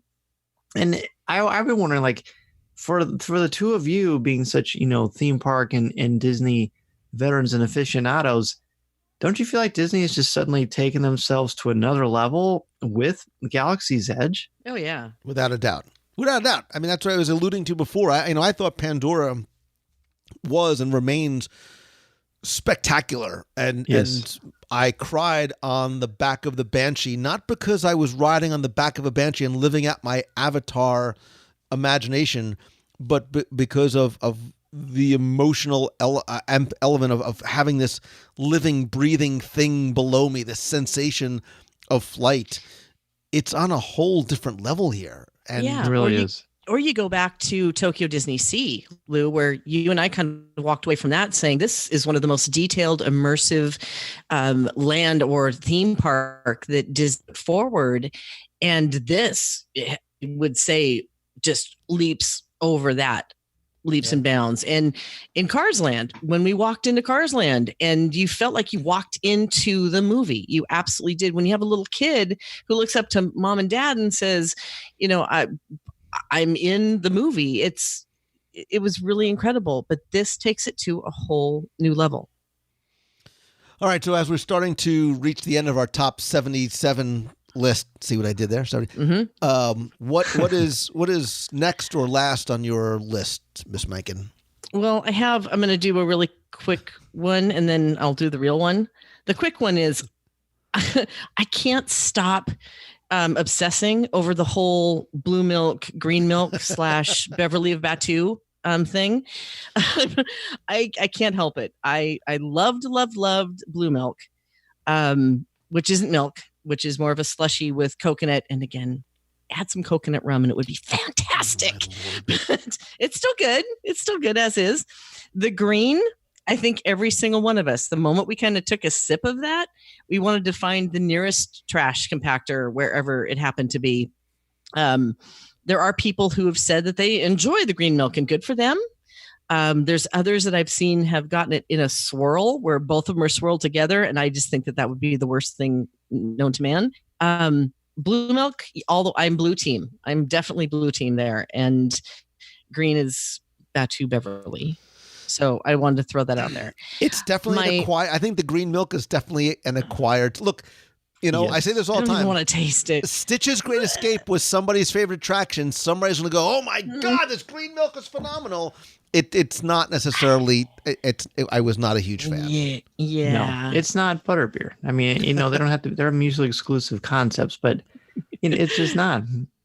Now, see, with the green one, if you threw some Midori in there, that might actually help it out a little bit. All right, there you go. Anyway, the last one that I want to throw out there is almost like a big kudo to. And I've mentioned this the last time when we talked about this too, but I was incredibly impressed with Disney, not only for cast Imagineers and everybody who put this land together, but opening day.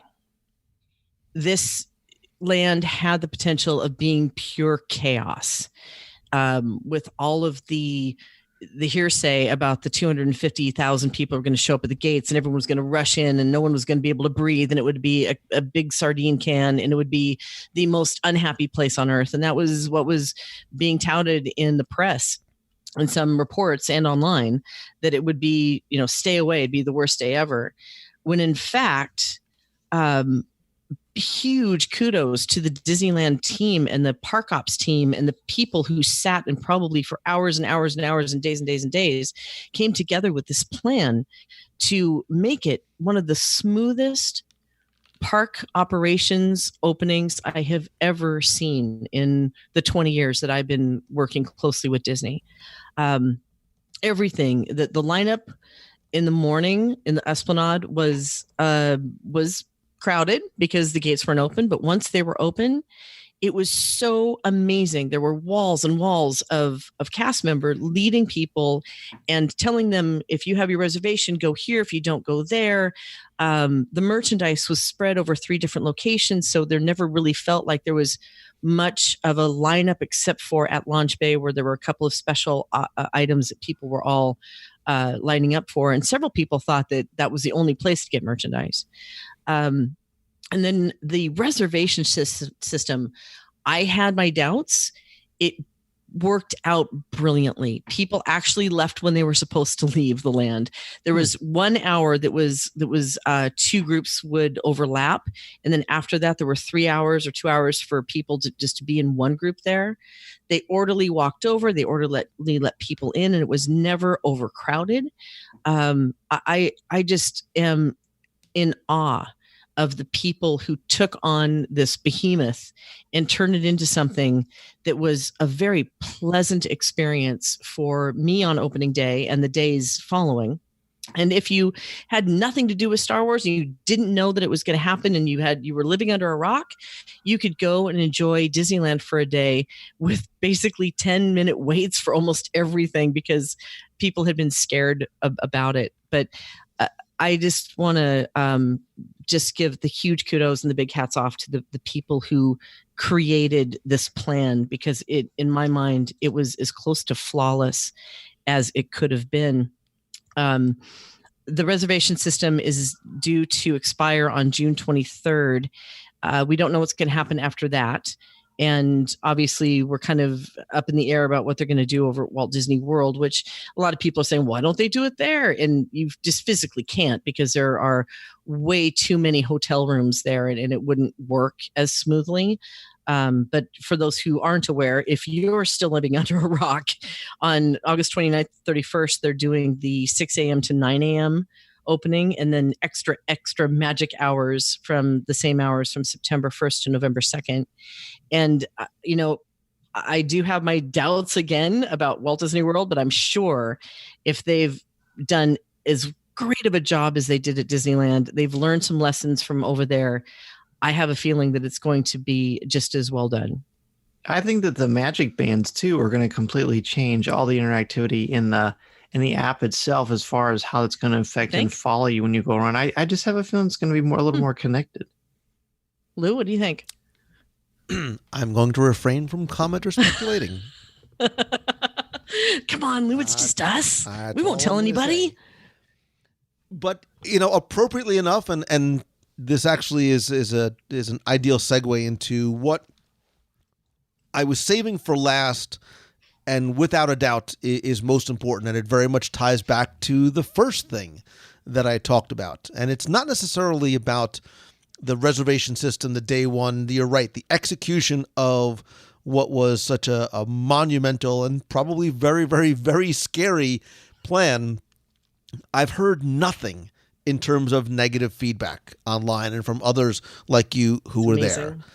However, for me, the thing that I love most about Galaxy's Edge is the people.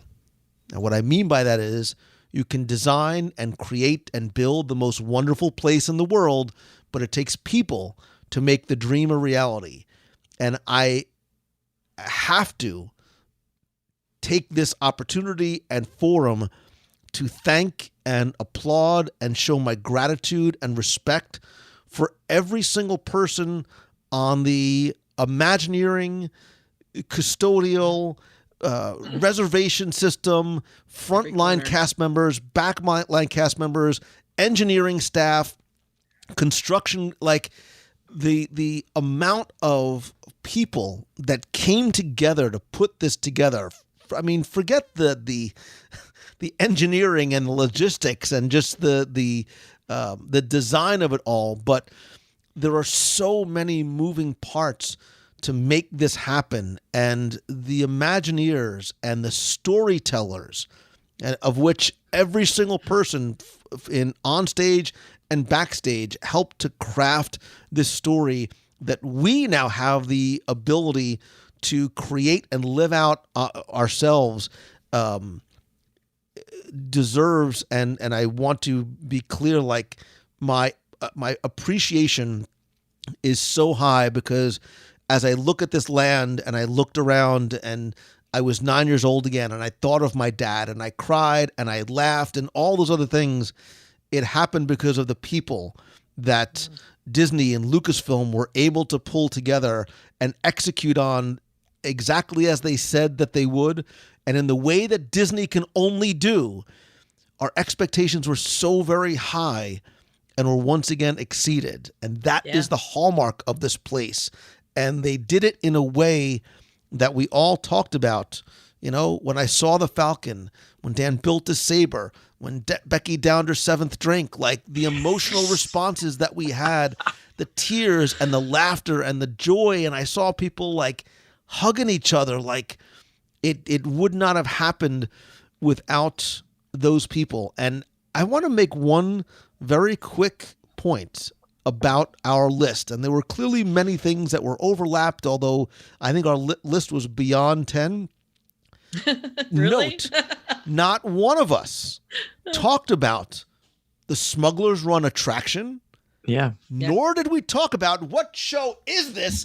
Nobody, we did not talk about food. Once. You didn't talk about food. I didn't. How did that happen? Well, because I didn't get to sample everything, to be clear, first. Because only after the preview, what we did sample, we loved, and it was very cool and very well themed. There is no chicken. There's everything is part of the story.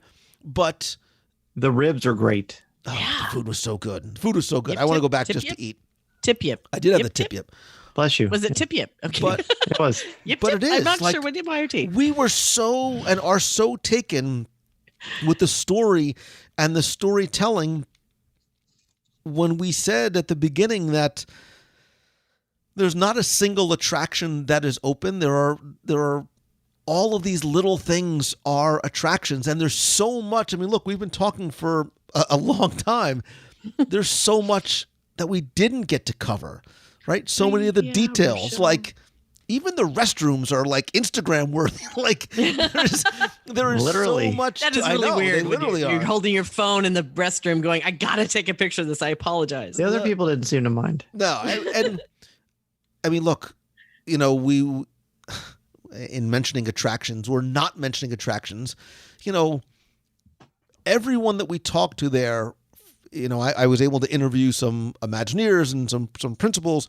They talked about the land and all the things that we mentioned, and the being able to fly the Falcon and what you do affecting your story and your experience and the credits and how you walk out and everything about Smuggler's Run individually. But they all sort of said, without actually coming out and saying it, is this is great and we love this and we're really proud of this, but just wait until Rise of the Resistance opens. Yeah. Like time, and you don't normally hear Disney talk about things that are coming when the day that a land is opening.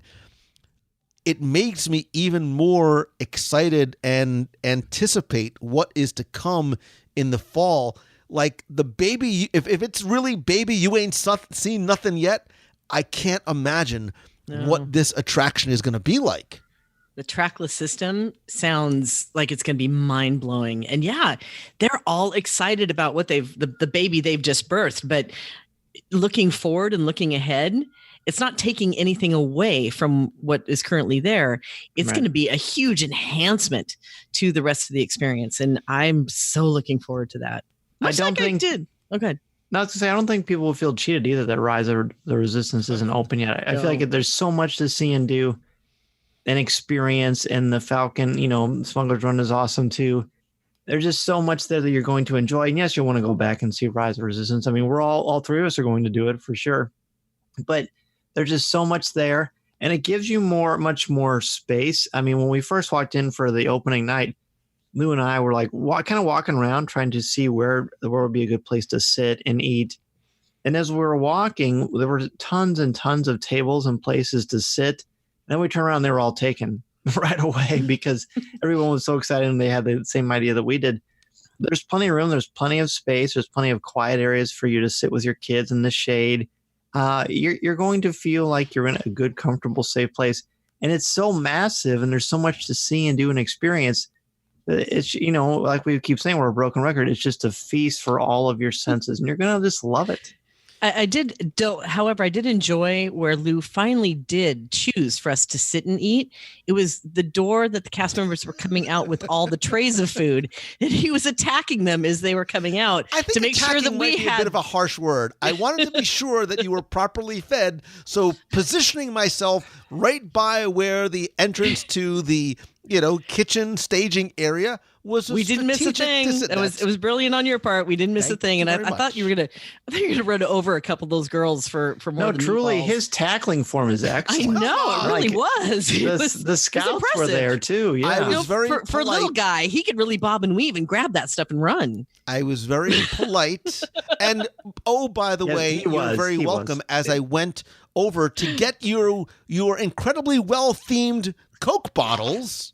Yes, that you threw out in the incredible that you did not throw out in the incredibly well themed trash cans. Through the very because you bring them home. Yes, and you just did. As one other quick aside, unlike most other lands that are in existence or even being built, did you notice how wide the pathways were? Mm-hmm. They're even huge. when they were crowded, they were not crowded because they were so wide. And again, look, if you haven't been yet. Nothing. First of all, I ask you, as much as tempting as it is, to try not to watch too much. You need to see it with your own eyes. Look, and something else we didn't talk about. You can watch a video of Hondo Ohnaka in the queue for Smuggler's Run. When you get there and you watch that figure move, you're gonna, like many people, that's not an animatronic. That's a real guy. It looks like it's a dude up in a costume because as close as he is, the level of detail and articulation and smooth movement is unlike anything we've ever seen.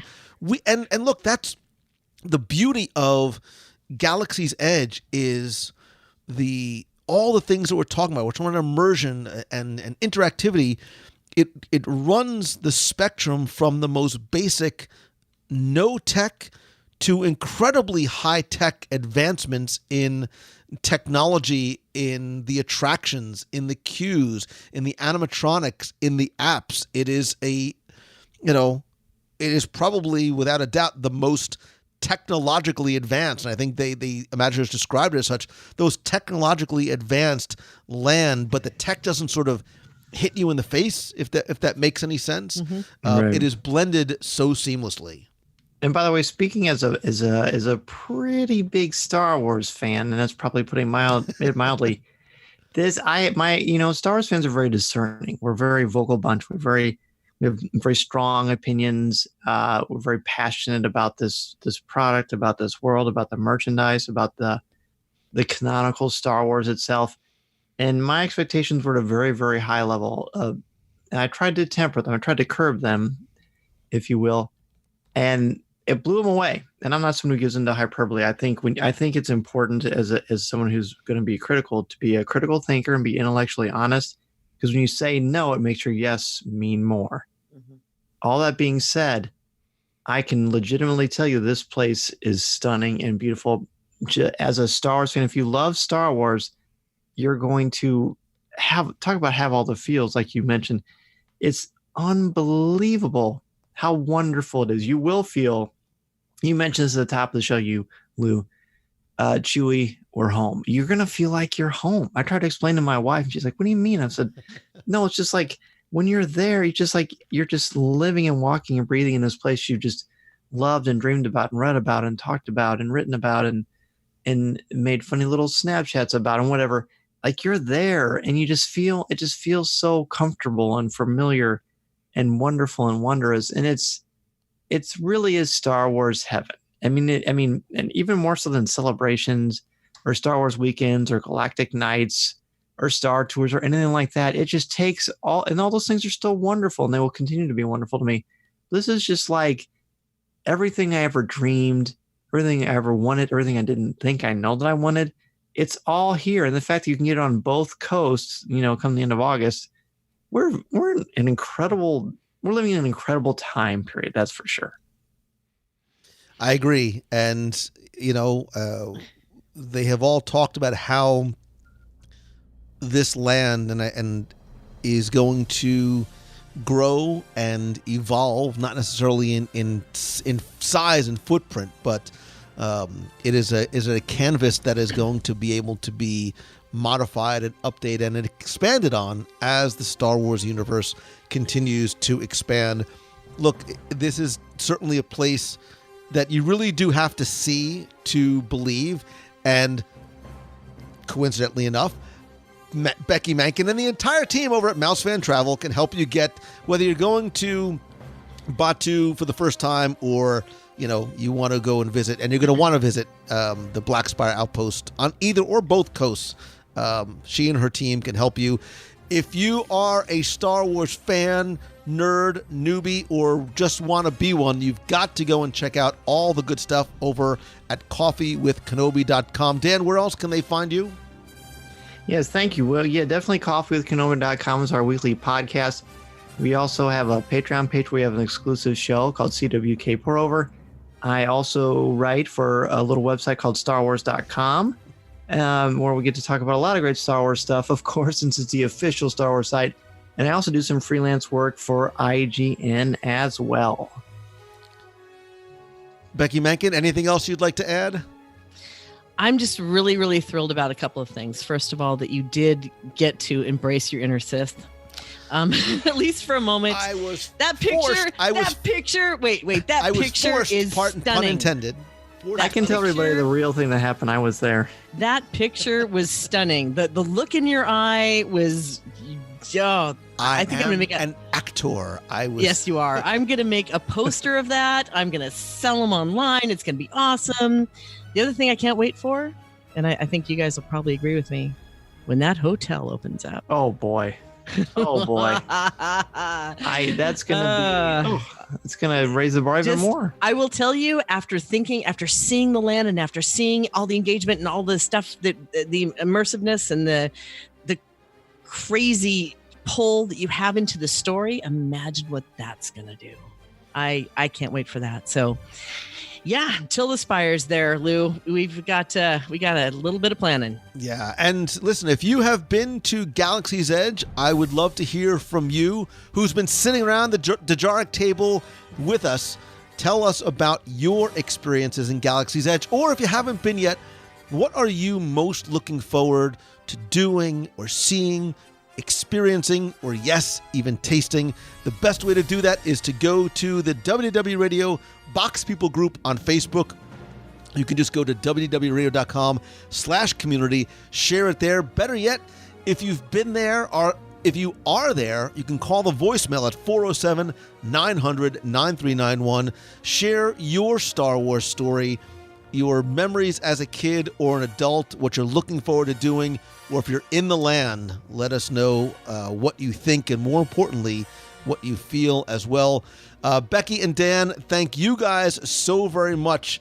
It truly is a place that is best enjoyed when you get to share it with friends. So till the Spire, good journey. May the Spires keep you, and of course, may the Schwartz be with you.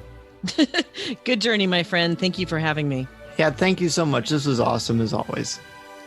Galaxy's Edge, the flamethrower. Galaxy's Edge, the lunchbox. Embrace your inner Sith. The kids are gonna love them. Yeah. That's a Spaceballs reference, Becky. Yeah. Somebody get Becky a VCR, please. Fuzzy Tauntaun, please.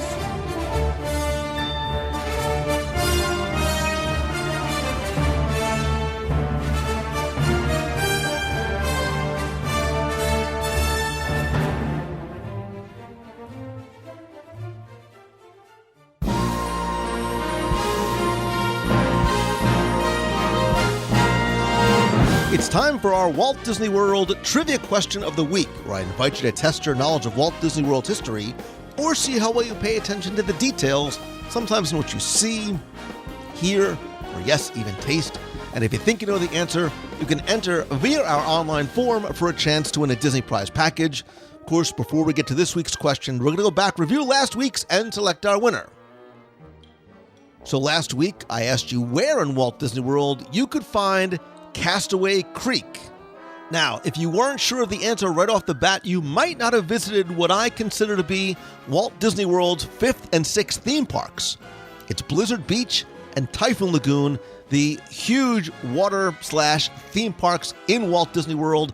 And Castaway Creek can actually be found at Typhoon Lagoon because it is one of my favorite elements of the park. It is that 2,000-foot long lazy river that encircles the entire park. It has all different landings that you can get in and get out of. If you want to get out, grab a snack or a nap or both. Castaway Creek is one of my favorite parts of Typhoon Lagoon, which makes me think we need to have another Meet of the Month in Walt Disney World at Typhoon Lagoon, probably this summer. Stay tuned, but I digress. Anyway, that was last week's question. I took all of the correct entries, randomly selected one. And again, last week you were playing for all of my digital products, which is my 102 Ways to Save Money for an at Walt Disney World book, as well as all 7 of my virtual audio walking tours of the Magic Kingdom, both of which, by the way, are still available in Amazon and on iTunes, a WDW Radio vinyl sticker, a WDW Radio pop socket, and a WDW Radio t-shirt. So last week's winner, randomly selected, is Kelly O'Neill. So Kelly, I have your address. Because you used the online form, I will get your prize package out to you right away. If you played last week and didn't win, that's okay, because here's your next chance to enter in this week's Walt Disney World Trivia Challenge. So this week, it's not a what, but a who that I want you to identify, because I want you to tell me who is your friendly controller and a heck of a paleontologist if he or she does say so, him or herself. That's it. Who is your friendly controller and one heck of a paleontologist if he does or she does say so herself? You have until Sunday, June 16th at 11:59 p.m. to go to WDWRadio.com, click on this week's podcast, use the form there, and again, I'm going to send you all the digital products, the vinyl sticker, and the pop socket, not available in stores, and a WDW Radio t-shirt. So good luck and have fun.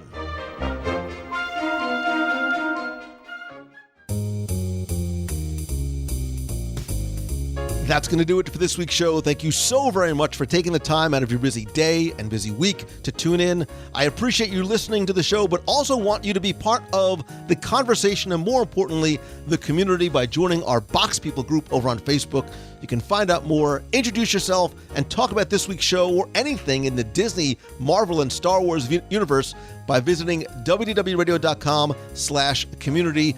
Speaking of community, I also want to thank some of the members of the WDW Radio Nation family and just tell you how much I appreciate you and your love and your support and your friendship and your help for the show.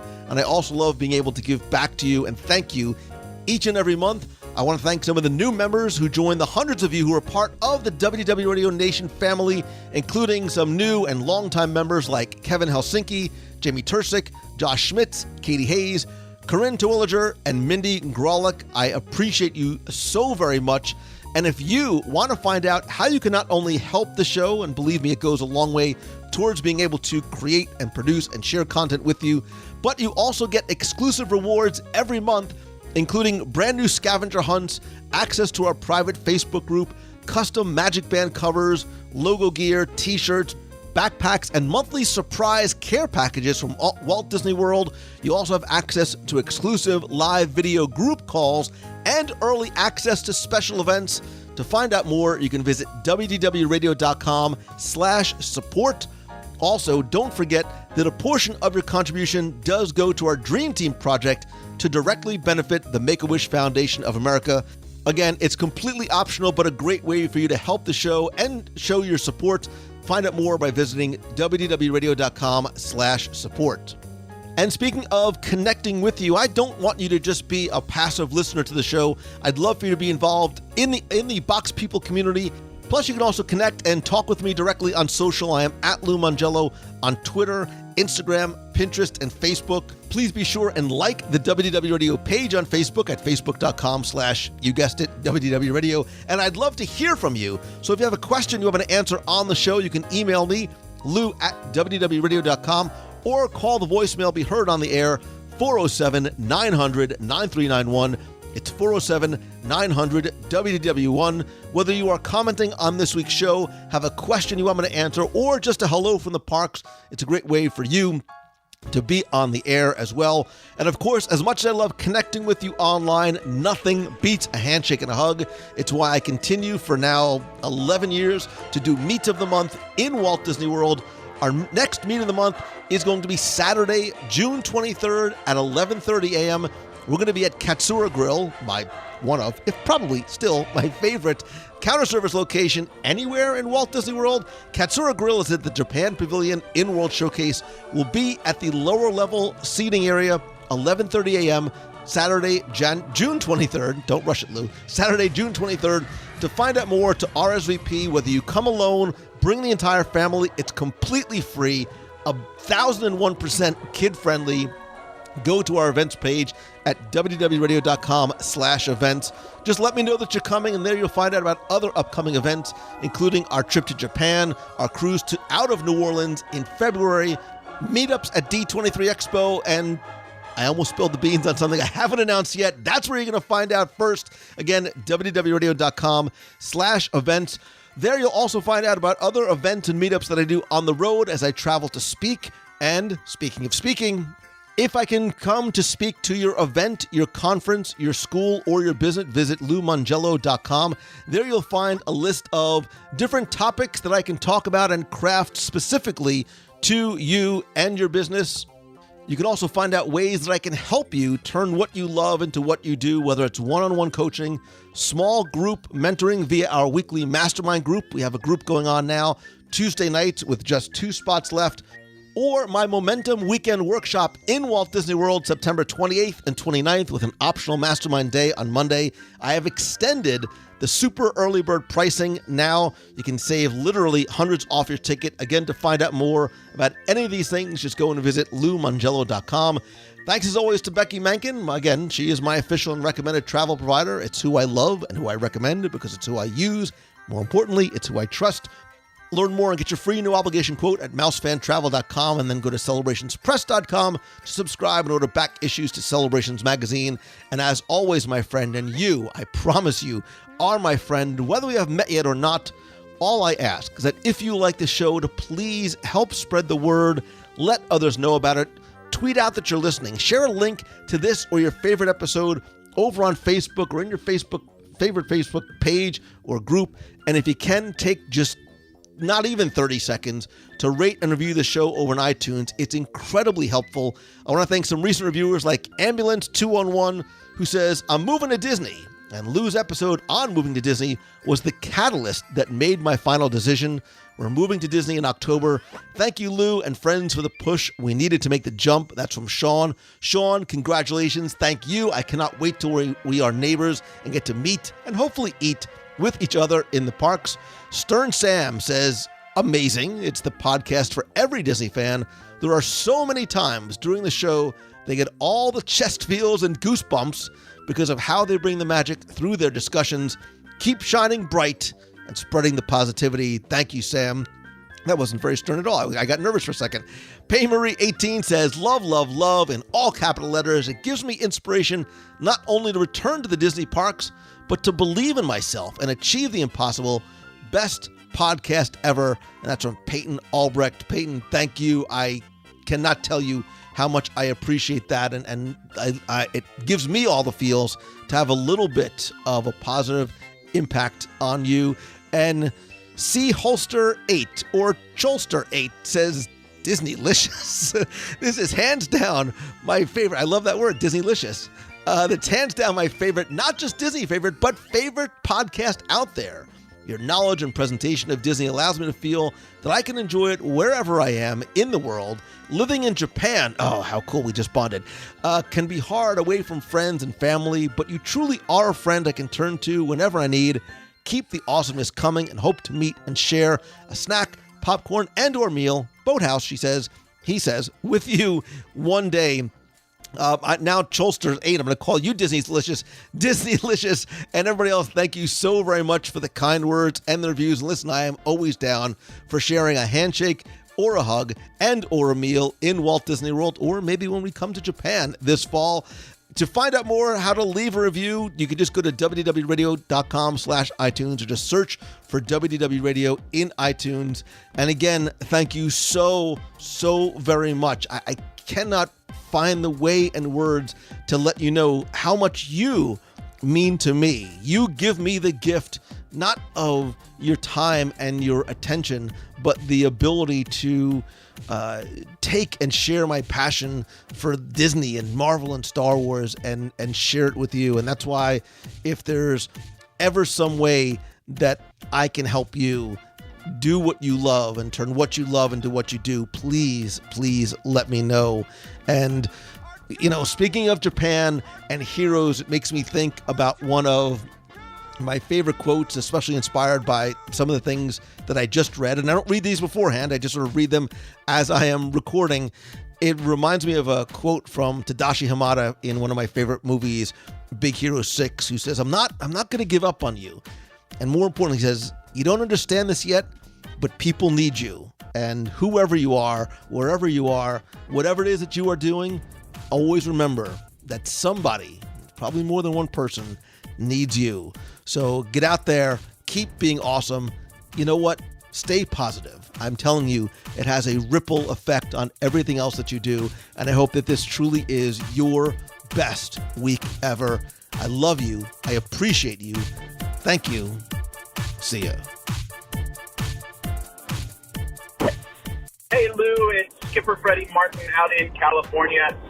Just listening to you and Timmy discuss the best possible attractions that can be made from Disney films. A couple things popped into my mind while you were talking about it.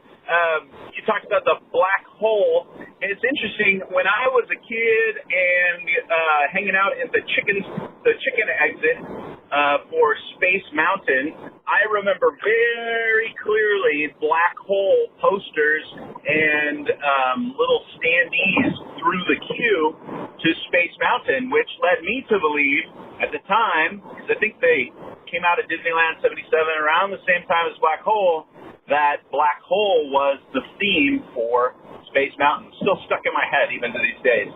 Also, I've heard people in the park while we're going around the park saying, hey, what attractions could we do that would be, based off of a film? And I've heard people say, well, what about Fantasia? Fantasia would make a great film, and it cracks me up because Disneyland, at least, is full of attractions. We now have Mickey's PhilharMagic, which naturally, fits as a Fantasia type attraction, but also Fantasmic, right? That's essentially the Sorcerer's Apprentice. And then also makes me remember that the train at Disneyland goes scene for scene the Rite of Spring in Fantasia. Okay, here's the one that I would love to see, or actually drew all the pictures for this a long time ago.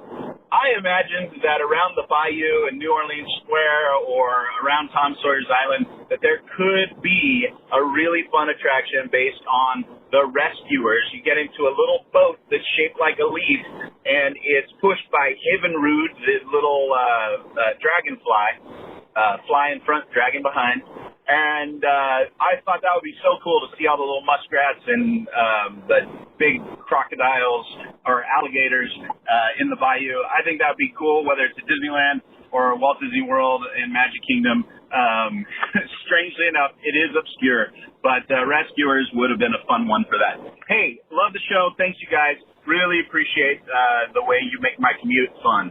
Ciao. Hey Lou, it's Christine Morrison from Flowertown, PA. I am up bright and early this morning, but because of so many car rides that I have to take, I have been listening to your podcast a lot, and I finally, this morning, made it to the Julie Andrews interview. So, I'm super excited. I've listened to a little bit of it, but I'm going to go back now and listen to the rest of it. I know it was a highlight in your career, and I'm super excited to listen to it so far. It sounds pretty awesome, but I will keep you posted. I'll check in with you after I'm done listening to it, which will probably be in an hour. So I hope everybody's having a great Friday. TGIF, make somebody smile today. I'll talk to you all soon. Take care. Bye. Hi, this is the Fulton family, and we're longtime listeners of WDW Radio, and we are calling from the Riverbell Terrace at Disneyland, celebrating our son's 16th birthday. We came down to California for a vacation, not planning to come to Disneyland, but lo and behold, Disneyland Hotel had a room available and reservations for Galaxy's Edge. So we're here celebrating Anders' 16th birthday and enjoying the emptiness of the parks, and really excited to go to our 5 o'clock reservation in Batu. Happy birthday, Anders. My son. Hey Lou, this is Justin from Woodridge, Illinois. I just wanted to say great episode with the top 10 Disney movies that should be made into attractions. I wholeheartely agree about Big Hero 6. I think that movie's criminally underrated. Just keep up the great work. You and Timmy are a big inspiration to everyone that listens, and you just have... Hello, Lou Mangello, Dave Coleman from Apple Valley, California. Actually, we've met at a meet and greet in Cars Land a couple of years ago, but I spent most of the time talking to Becky because you were stuffing your face with chili con carne. Yeah.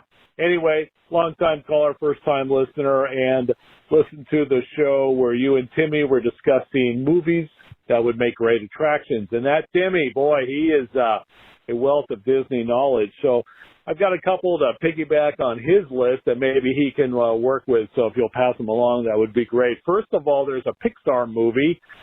It's an aquatic-themed one, and, quite frankly, Disney doesn't have a lot of under-the-sea options, and I think this would be a great part of their world. It would make their collection complete, if you will. Anyway, it's about a little fish, and he's lost, and he's found. I think his name is Chico. So they could do some sort of attraction on that, maybe have an aquarium theme where you lose Chico and you find him again, or maybe even a submarine ride or something like that. Use those imagination engineer people to dream up something. The next one is kind of a go with me now, if you will. It's old Disney movie, Three Men, a Baby Mountain, I think it was. It was a thrilling thing about the Matterhorn. And I don't think the technology exists today, but when it does, Disney should create a mountain and maybe some sort of thrill ride in that mountain. I don't know. Timmy would probably have some ideas. Lastly, Disney's been spending a lot of money lately on intellectual property, and one of them is a sci-fi space deal. And I think it's about time they get some things in the park for that. So there's space and wars and droids and vehicles and furry things. The more I listen to that, it doesn't sound like a good idea. So anyway, it was a pleasure talking to you. It's actually a lot like talking to you in person, except without the food sweats. Please say hello to Becky for me, and take care, Lou. Hi, Lou. This is Sam from South Jersey, and I was just re-listening to podcast 544 when you and Becky were talking about movies to watch before going to the parks, and I was really surprised you didn't mention The Happiest Millionaire, because it harkens so much to Main Street USA as you're walking down Main Street, the era, but also the music that's being piped in. On top of that, though, I feel like the whimsical nature that's involved in that movie and the family nature of it really achieves a lot of Walt's vision for what he wanted the parks to be. He wanted people to have just a magical time and to be together and enjoy it as a family. So I feel like The Happiest Millionaire is almost I think everyone should watch that movie, but especially if you're going to the parks, virtuosity, that's my byword. Anyway, and in a similar vein, I really agree with watching Meet the Robinsons because once again, it's a Walt message about moving forward. So I definitely think that's appropriate. And also, pro tip, if you want to watch Song of the South, there's some links to it on YouTube that you can watch it. Anyway, have a great day. I'm sorry I've been talking for a little bit, but I love Happiest Millionaire, and I think it would be a great addition to anyone's list before going on their vacation. Have a great day. Hello, Lou Mangello. It's Darlene Nagy from West Seneca, New York, and I am calling in with a countdown. I hope you all had a wonderful weekend, and happy Memorial Day. Thank you for all your services from the past and now for us. And I am 6 days away from my trip to Florida, and Lou is going to be 254 days away from that New Orleans adventure. And then we've got the Japan trip in 138 days. Then, of course, he's now going to be in, coming up in D23 in August. So that's going to be absolutely amazing. And he's got a few meetups scheduled. So watch the pages for all those meetups. Have a magical, wonderful day. Love and hugs.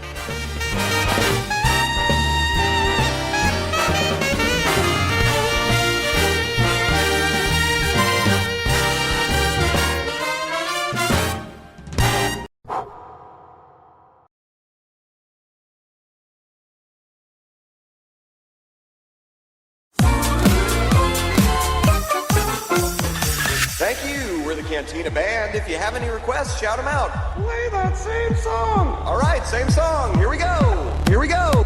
Here we go. Here we go. Here we go. Here we go. Here we go.